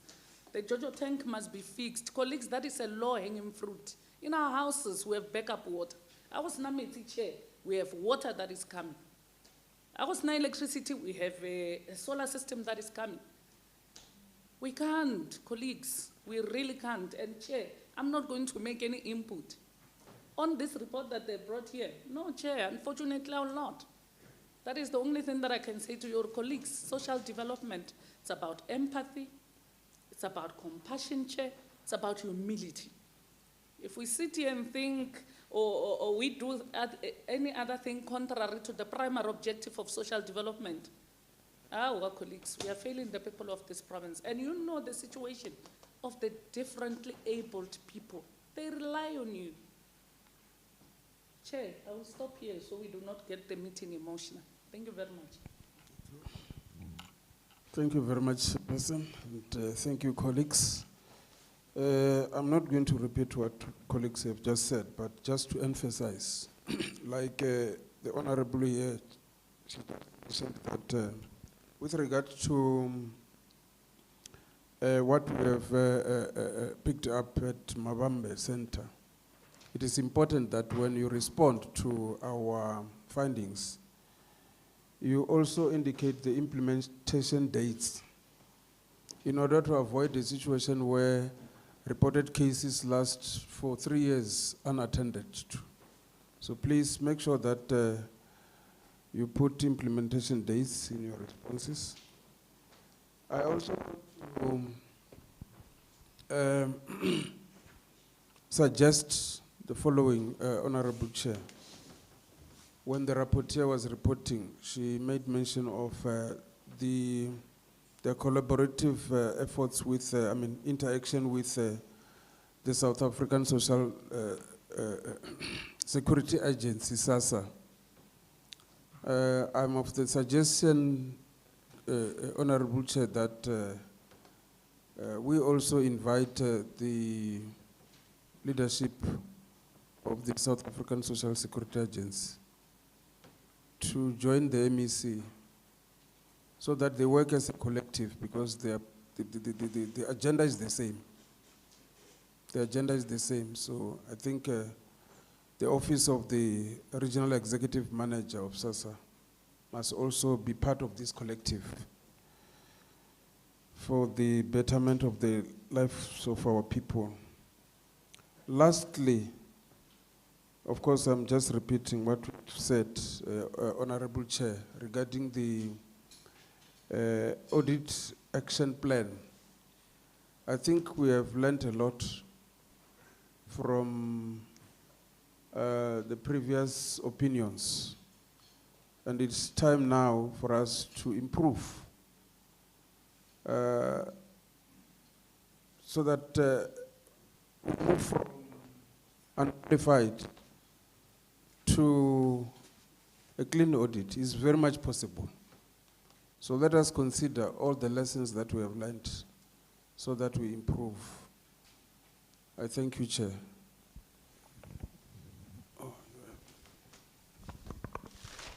Yeah, thanks, Chair. I'm gonna be very brief.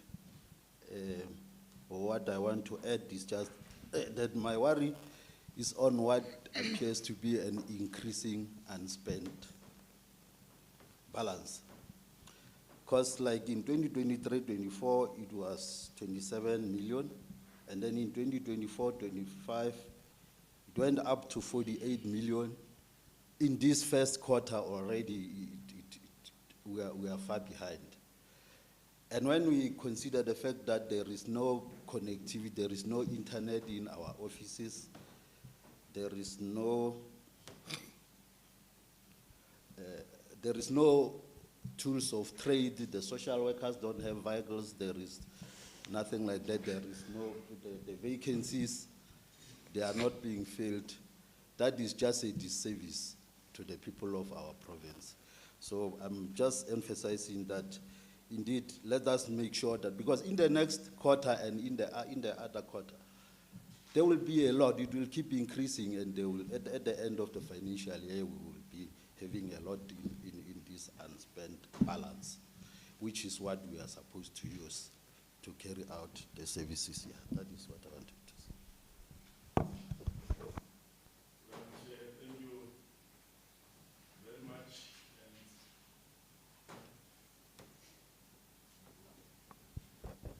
much. And congratulated to honorable members who have disorientated me with regard to not asking certain questions because I want to maintain a relationship with them properly. I must not be out because I wanted to ask a number of questions, but I will try to escape from that. Let me start with what the Auditor General have said about non-compliance with regard to strategic planning and performance management. I start there, Chair, because the strategic planning and performance management is a foundational component of the work that the department is doing with regard to guiding the department with regard to its objective, including strategy and target. I just want to understand from the department what AG called non-compliance, on whether they are able to reconcile with what the AG say, to an extent that the AG will not come back with it. You will deal with what the AG say. It's about strategic planning and performance management, and the AG say you are not complying from the last annual report that you presented. Added to that is to reconcile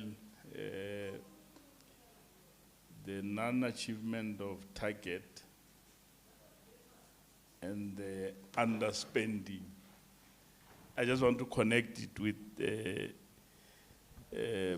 where the targets are not met, from what one of the oral members say, but you were able to spend the money in that key performance area. Yeah, I think I must leave it there. Is there any implication where you did not spend with regard to service delivery? I hope I tried to be as simple as possible. If you know, you can be able to assist us with regard to it. But I think, in general, I think, and congratulations, welcome the new HOD.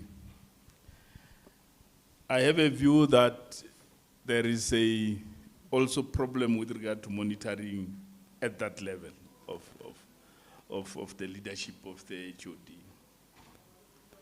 If I were to use the trends of the two annual reports that were presented here.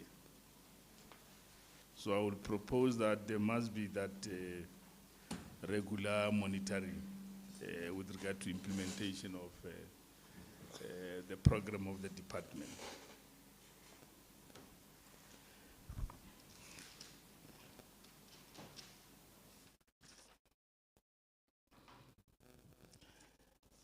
And of course, I agree that you should submit your audit action plan to the chair. so that we are able to give our input from time to time. The last one is related to the vacancies that are chronically not vacant. There is a higher percentage. We just wanted to check, because I overlap into the new year. How are you going to fill that 46%, if I'm right, with regard to vacancies? Including in administration, where there is a problem of meeting certain percentage target in employing certain category of people like disability and others that are there.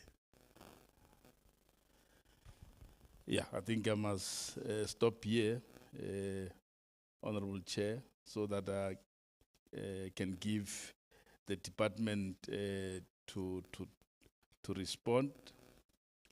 And we noted the matter that you were going up and down with the Auditor General. We just noted because of the fact that it should not happen again, wherein you did not record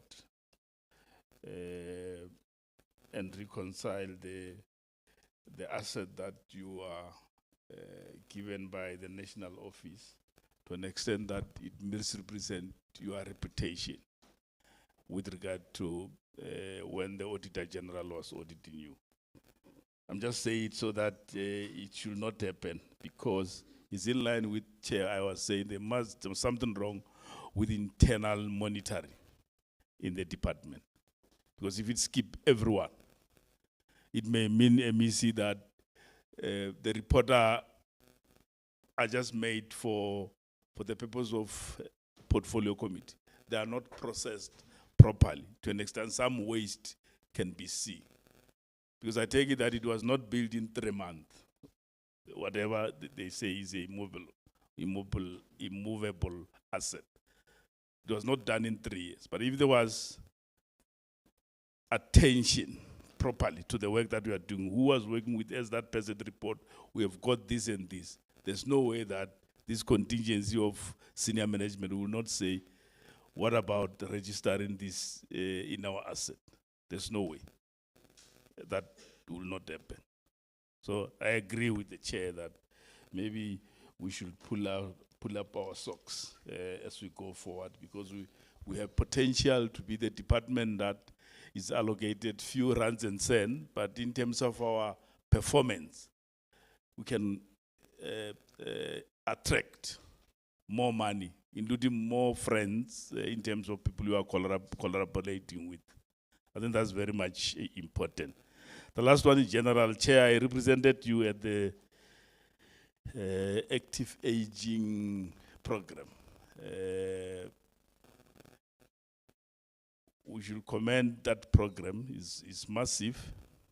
But I observe that when they do this selection to go to compete with others, there's too much emphasis on competition than participation. So it's important that people who are dealing with understand that what the MEC want is about people participating. So that I must not come here and participate and thereafter go home and say I'm no longer participating, because of the level of maybe tiredness and what we say when people are participating. Because they're old, they can make mistakes, but the message that we are conveying to them can change the whole program when they go back home. We want them to continue participating. First, they must know that they can't go there, all of them. Some of the people who are a little bit fitter will go. But the message should be saying, we want them more to participate in that thing, rather than them being extremely competitive.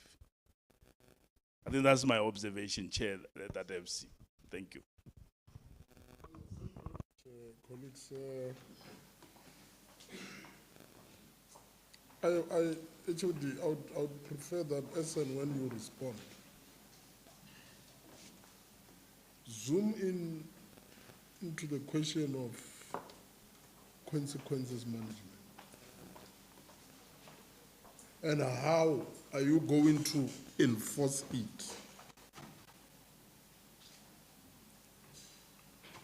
MEC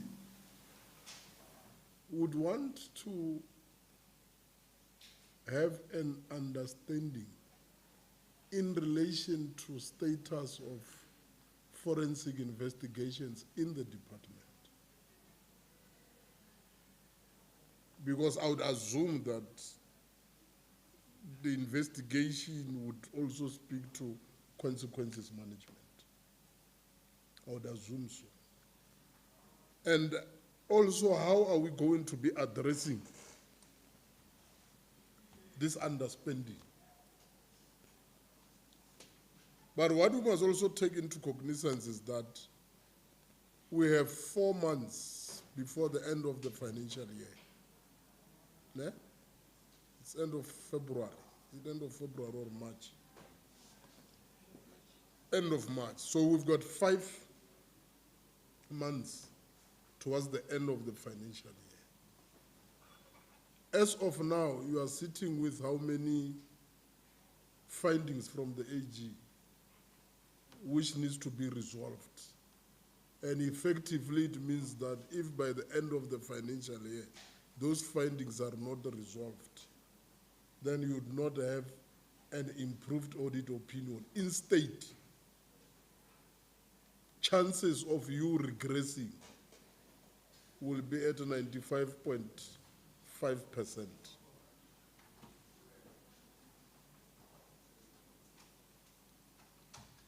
So we need also to be covered in that regard. And of course, other questions, they were very clear in relation to timelines and all those things. But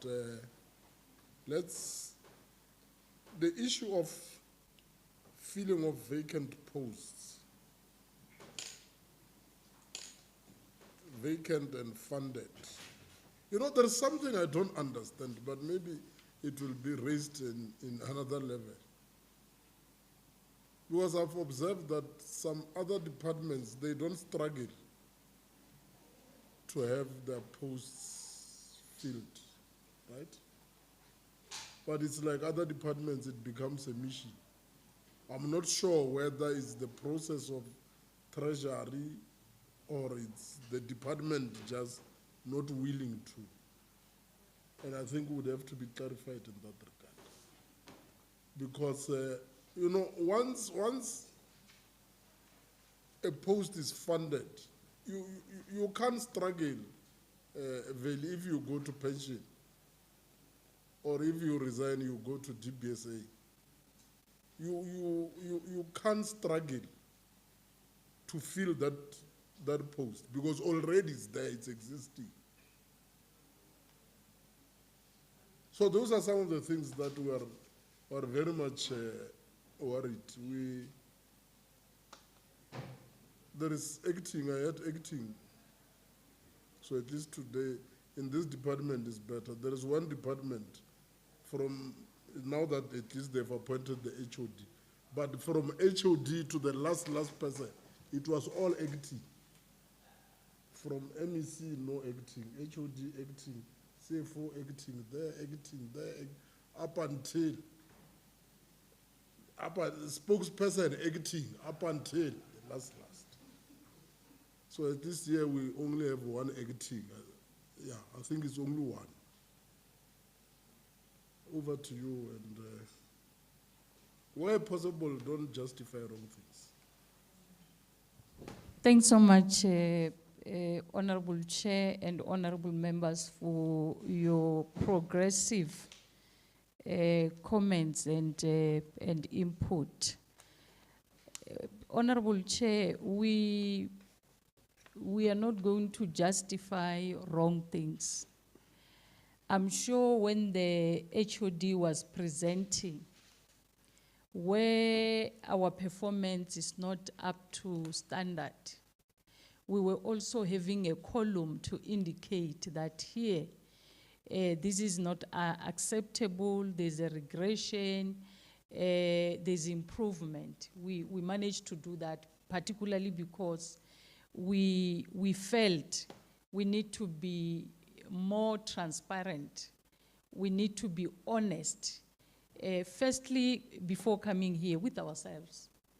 Because if you are committed to address challenges in front of you, you cannot hide those challenges. You start by exposing them, and then you devise ways and means to address those. Chair, I will start with, I will respond to some of the issues that you have raised, key issues that you have raised, and then I will hand over to the HOD and the team. I think when I'm responding, for them not to repeat, they will also listen attentively that I'm dealing with these issues. The issue that you have raised, also Honorable Malibana touched on it, when it comes to the filling of vacant and funded position. I want to remind honorable members of the Portfolio Committee that when I joined the department, even when I was presenting the budget before the House, I acknowledge and appreciate that I'm joining the department, which when you look at the staff establishment, by then we're sitting at, I think 46%, if I remember very well. Because the top, in terms of the top structure, we were only having the CFO and the Chief Director, Social Welfare Services. The rest were acting. I was made to understand and believe that in this department, we have got vacant positions that are funded.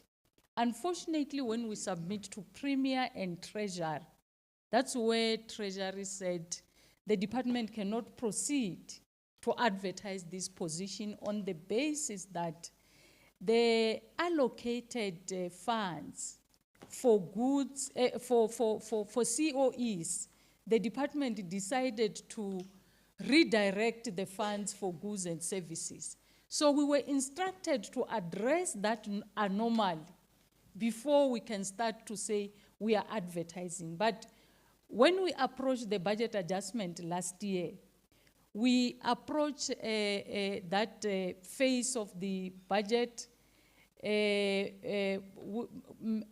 making sure that we act on the instruction of Treasury. We even have a gap, especially when it comes to the funds for goods and services, because we had to take money back to CEOs, because that's how Treasury has allocated. We were left with a gap of 28 million, which we pleaded with the Treasury to assist us, because it was going to be a problematic looking at an organization like Shiluan, Frail Care Center. So I wanted to clarify that part, that when we started, we indicated to the Portfolio Committee that this is the number of positions that we are having. Very soon we'll be advertising. While we're in the process of doing that, we were reminded that the department, you acted in a way that Treasury is not approving, because on your own, you redirected the funds to other programs in the department.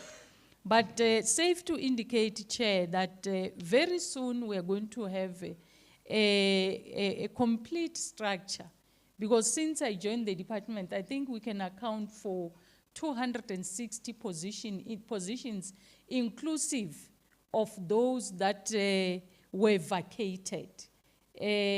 Come November, because we have already run all the processes, I was checking with the HOD in terms of those who are coming to join us, like the Chief Director, Corporate Services, Chief Director, Development and Research, and a number of directors like your Director, Infrastructure, Director, Communication, whether they've already accepted the offer, because we have run everything. So the HOD was indicating to me that we are receiving response from those who are supposed to respond.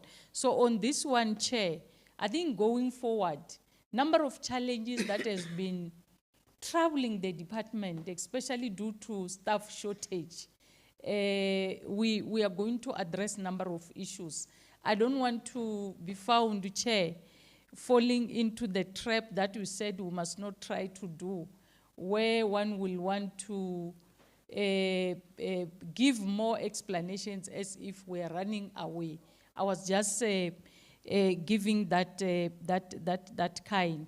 The issue of submitting the audit action plan is very, very key. We will do that. And because it's something that is there in the department, we can even request to be given 3-4 days. I think before the end of business today, the HOD will make sure that the audit action plan reach the office of the chairperson. The issue raised by the chair for forensic investigations, we do have, the process was embarked on. The department, there were a number of issues related to doing things in a wrong way. Those are the things that we are trying to clean up so that we get the department right. It's unfortunate because some of the issues related to this, you rely on the services of other stakeholders who are not really with the department on daily basis. But we do have a court case that is going on. You will remember the allegation for other service providers who colluded, that the case was opened with the police. But on the part of our officials, there's nothing wrong that they have done except not to comply with legislation when it comes to the validity period. So it's a matter that even internally, there are disciplinary processes that are going on so that we get to conclude this case. You are quite correct, Chair, that if we don't deal with this process of forensic investigations to its finality, it might limit our actions, especially when it comes to consequences management. Comrade Malibana, we take the, Honorable Malibana, we take the, my apologies, we take the advice, especially on the active aging program, that we need to encourage our senior citizens that it's not about competition, it's about participation. Some of us, we take part in marathons in different areas, but knowing that even when I'm there, I'm going there, I'm not expecting any award, but the benefit that will go to my own health, it's something that pushed me to really take part. We take that advice. Some of the issues that you have raised here, I think the HOD will have to deal with them. The other issue that I also want to come in, I think the acting CFO and the HOD, you will give the details with regard to the Mabambe issue. Why we have dragged our feet. The report reached our offices, Honorable Chair. I've been talking to the HOD. The HOD even indicated to me that the center manager wrote to him. I said, let us speed up the process of getting whoever who will be able to go there and fix whatever is happening in Mabambe. So they will give the details because 3 days ago, the HOD was telling me that I've already signed a memo for us to get the service provider to go there, because it's a matter, like Honorable Livia was indicating, we don't even need to go for an advert. It's a matter that we need to speedily get someone or the service provider to go and fix that area, but they will go give the details. It's a matter that I think majority of you raise it of Mabambe. We welcome the proposal that SASA going forward, we must make sure HOD when we receive the invite from the portfolio committee, we also invite them to come and join our meeting. The issue of the audit performance is just that because the department is not spending its allocation to the tune of 100%, the target that we set for ourselves, we are not making sure that we are at 100% per each target. Even if we have performed very well in terms of the audit outcome, you will recall that the department regressed to qualified audit opinion. But we put more efforts, regardless of the fact that warm bodies were not enough, but we tried to say, let's focus so that we improve the audit opinion. I think the other issue raised by Honorable Maliwana that I forgot, it's with regard to the accountability, especially when it comes to the recording, where we were found to be on the side of non-recording of our assets. This matter, honorable members must not forget that the department only knew about those infrastructure when the AG was auditing. There was no any paperwork in the department. It was between the then HOD and the national department. And national department also, they were not able to provide the required documents because they said we have already transferred.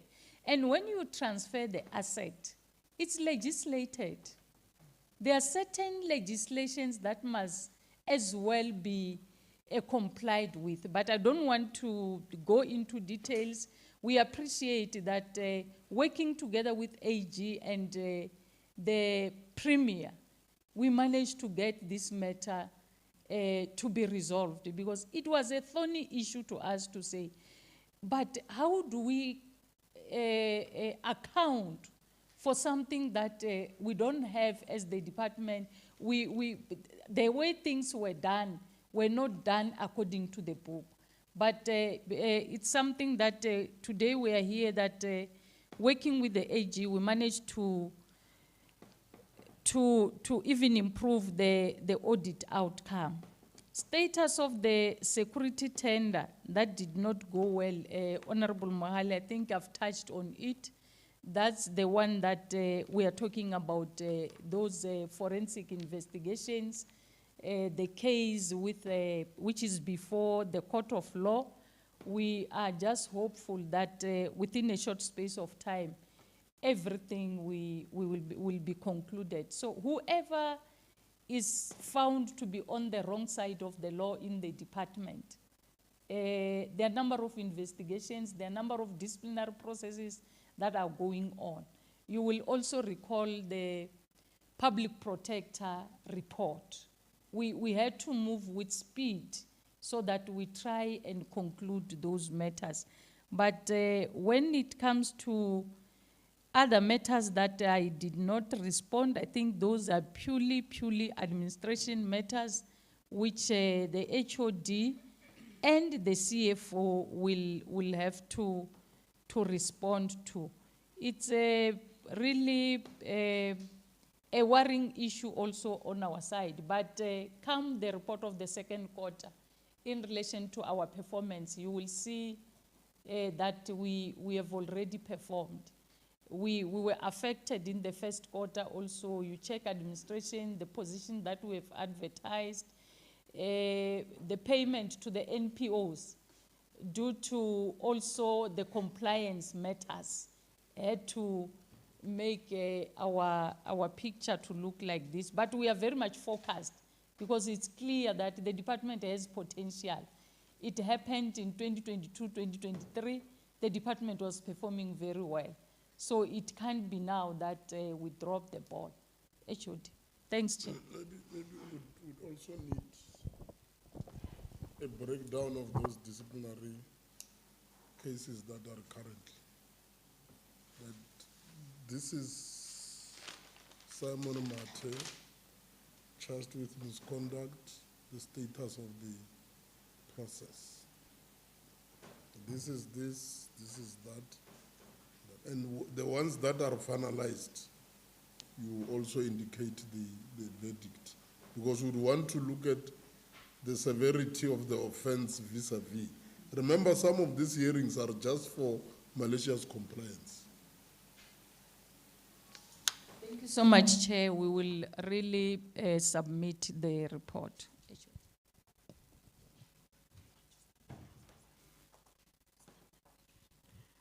Thank you very much, Honorable Chair and members.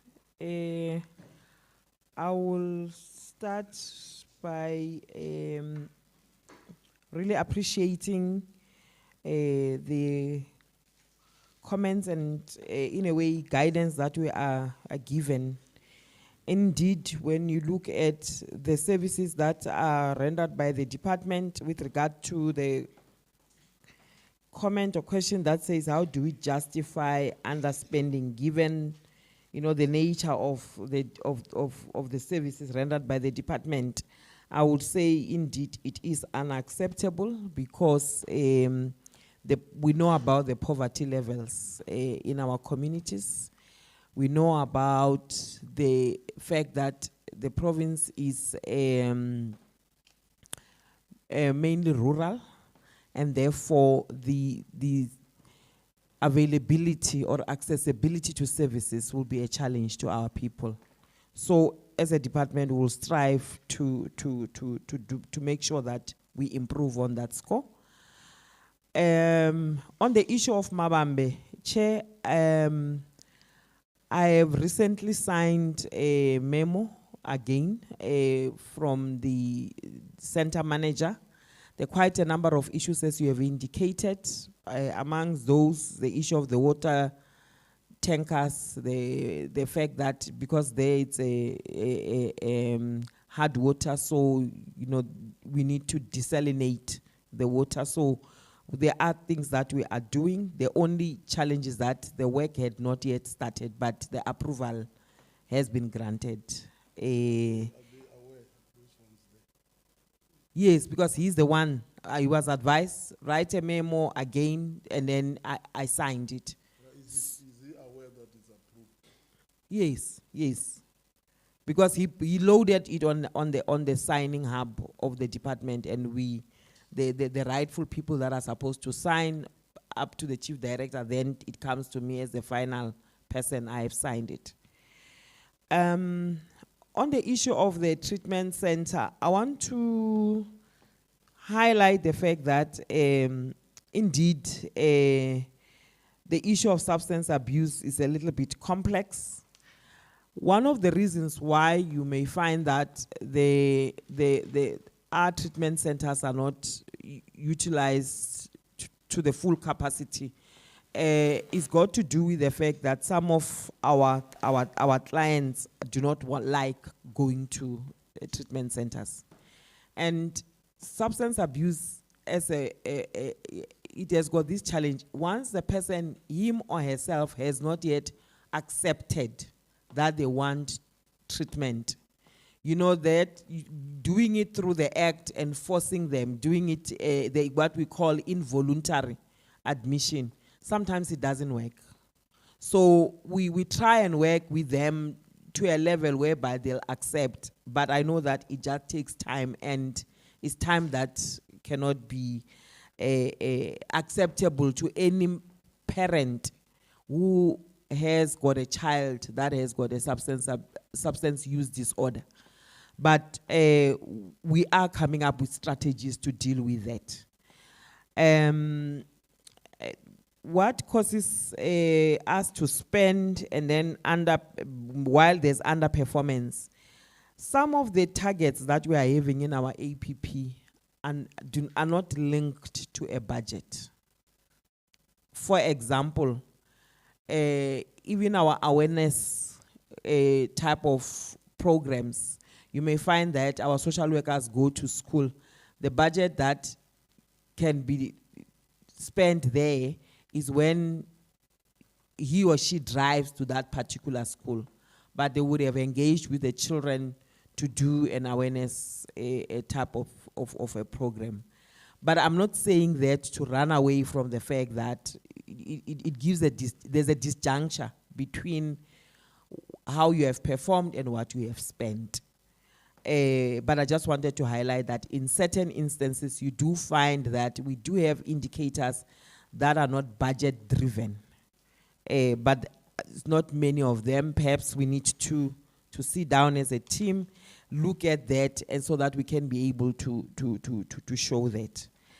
And then there was also a question that said, is there an impact on this?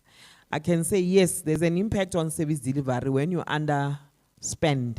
For example, if we look at the budget of 2024-5, under the line item machinery and equipment, I think we spent 73% of the budget, and we returned about 5 million. That 5 million could have bought the very tools of trade and other things that are needed. So we are working on that to ensure that we ensure our social workers and community development practitioners or our officials in the outer lying areas do get access to that. Another challenge or another question that was indicated was with regard to, are we marketing our services? I forgot to mention it when I spoke to substance abuse. Yes, the department does market the service, so perhaps we need to do more, because we do get radio slots on various topics or on various services that we have as a department, where we tell communities on when you have a child who has got this type of problem, what is it that you need to do? So maybe we need to do that. Chair, on the issue of unemployed social work graduate, this is a perennial problem, I agree. It started around 2011. The challenge that the department at the national level with the 9 provinces, what we did was, I think we pushed taking people to universities without us doing proper planning, in the sense that we were supposed to have done a plan that says when the first group that we are taking finishes, this is what is going to happen up to, for each year, we were supposed to have done that, and also with the budget. Then in 2011, suddenly we found ourselves unable. It's not only here in Limpopo, but I think in Limpopo, it's felt more because there are quite there is institutions of higher learning. You have University of Limpopo, you have got University of Venda, and then also people go outside the province to go and study. But it is one of the things that we are looking at in terms of saying, it is said that government has spent money through that scholarship, and we are not seen to be doing anything. And indeed, we do need the social workers so that we can be able to address the challenges that we are faced with. Chair, you said I must talk to issue of consequence management and how I will enforce it. One of the things that I've observed in the department is that because of the high vacancy rate, at some point, you know, the actual segregation of duties was not done properly. So it would be difficult. It was kind of difficult for you to pin, to say it is this person who has caused this. Because whatever it would have done, you know, maybe by many people because they feel they are assisting. So we need to sit down and make sure that we know categorically, we can be in a position to know categorically that, for example, if a 30-day payment was not properly captured who caused that, so that we can be able to deal with that person, because such slip-ups are far too many, and they are not giving a good image about the department. So we need to begin to look at that and make people understand that when you deal with this work, please, if you feel tired, you rather take a break rather than making a mistake which is going to be costly. And it has got far-reaching implications, I must say. So how I will do it is, as I'm indicating, is that in each unit, we should be able to know who does what, when, so that if there's a challenge, then we can be able to know who do we deal with. The umbrella approach, I think it should come to an end, because sometimes you just get told that there's no one that I can pinpoint. MEC knows there was a challenge with funding of NPOs in the first quarter, and I think up till today she has not been given the actual names of who caused that, because people say, I was assisting, this one was assisting, you know, that type of thing. So we need to deal with it in a manner that will be fair. We don't just paint everyone with the same brush, but we know who did what, when. The issue of okay, there was also a question around which was raised by AG, non-compliance matters, especially even with the strategic planning process. I think there we just need to go to the drawing board and look at the framework on strategic planning and development of annual performance plans, so that we do it to the T. When we attended the provincial strategic planning, we also got a feedback from, although it was not specifically for the department, it was just general. They highlighted the fact that as accounting officers, we're not paying attention to situational analysis, you know, even the whole issue around theory of change. So we need to do that so that our annual performance plan and strategic plans can be able to talk to real issues that are in the department. Yeah, I think from my side, I can. Mabambe, I've already indicated that I've approved. I think I will just allow her to indicate because there's a process that needs to follow post the approval. Thank you, HOD. And good afternoon once more, Chairperson and members. With regard to the Mabambe issue, as the HOD has indicated, the request was approved and processes of SCM will kickstart. The matter will definitely be attended with the agency it deserves. And yeah, I think that is that with Mabambe. And then with regard to the issue of underspending, I think HOD has touched on that to say part of it was due to the spending on the NPI where we had non-compliance issues. Some was with regard to the CSD challenges, which were able to reach out to many of the NPOs, and we believe those challenges are resolved, and we should be seeing improvement in the next quarter with regard to the spending. And the issue of the action plan, as the MEC has indicated, it will definitely be submitted, I think latest by tomorrow, because it's there, it's ready today. It should be submitted, it's there, it's ready. Thank you, Chair. Maybe concretely, yeah. It is concretely. When would we have the service provider on site at Mara? Concretely, I agree. There's approval, the processes will kickstart. Concretely, just tell us. When will we have a person on site to fix that problem? Thank you, Chair. In fact, I wanted her to be exact, because if in terms of responding, we say it will be attended urgently, that's what you were raising. And if the memo has been signed, when is the service provider going to be on site?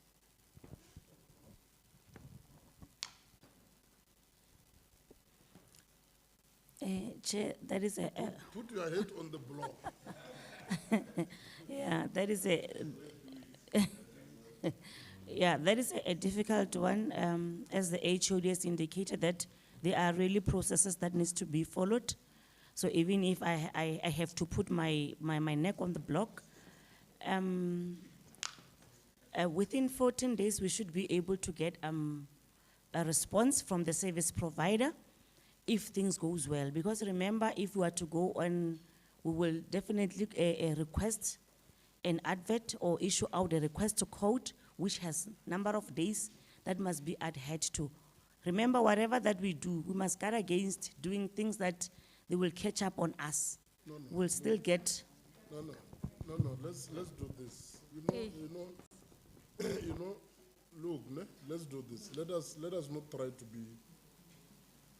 Agree we're dealing with a matter of agency. So you are not going to treat that situation as if it's your normal situation. We're dealing with it as a matter of agency, and which the department failed to deal with it for so many months, right? Now your normal supply chain processes cannot be applicable in this regard. It is just sourcing of quotations and you get a person to go there and fix that problem. That is all. That's why I was saying concretely. You see, if you say tomorrow we are going to source quotations, and unfortunately I can't work on a Saturday, then Monday we do whatever, we accept the quotation with the understanding that the service provider will on Wednesday be on site. Simple. Honorable Lebe.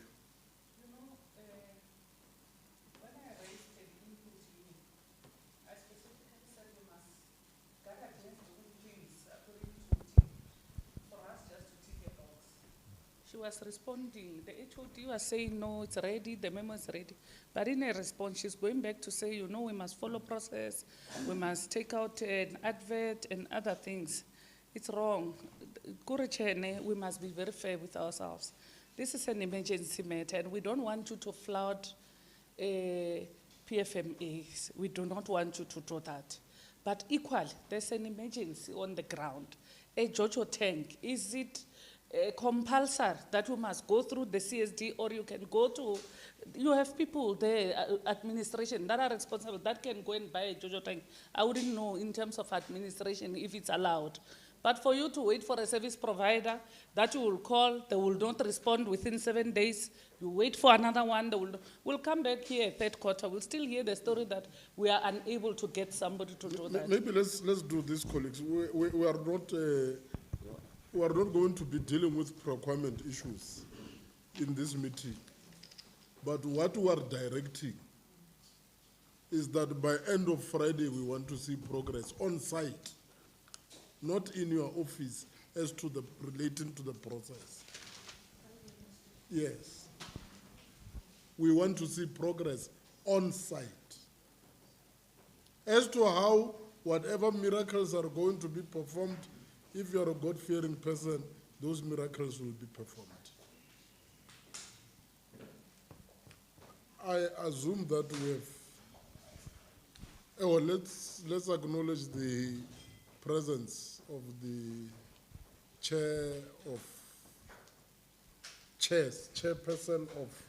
chairpersons of committees.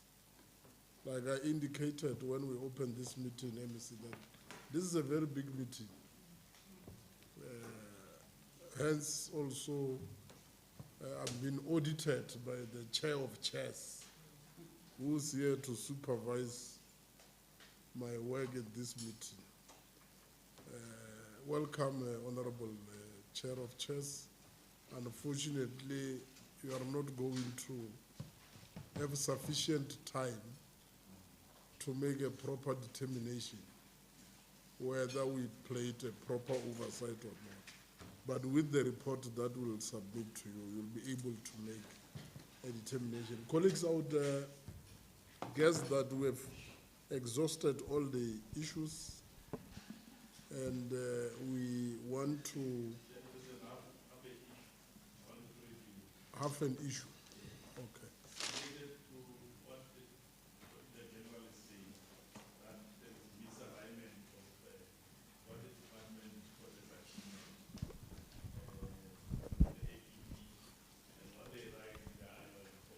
Annual performance report, yes. No, I think we've raised that. We've raised that. They would. That's why you see,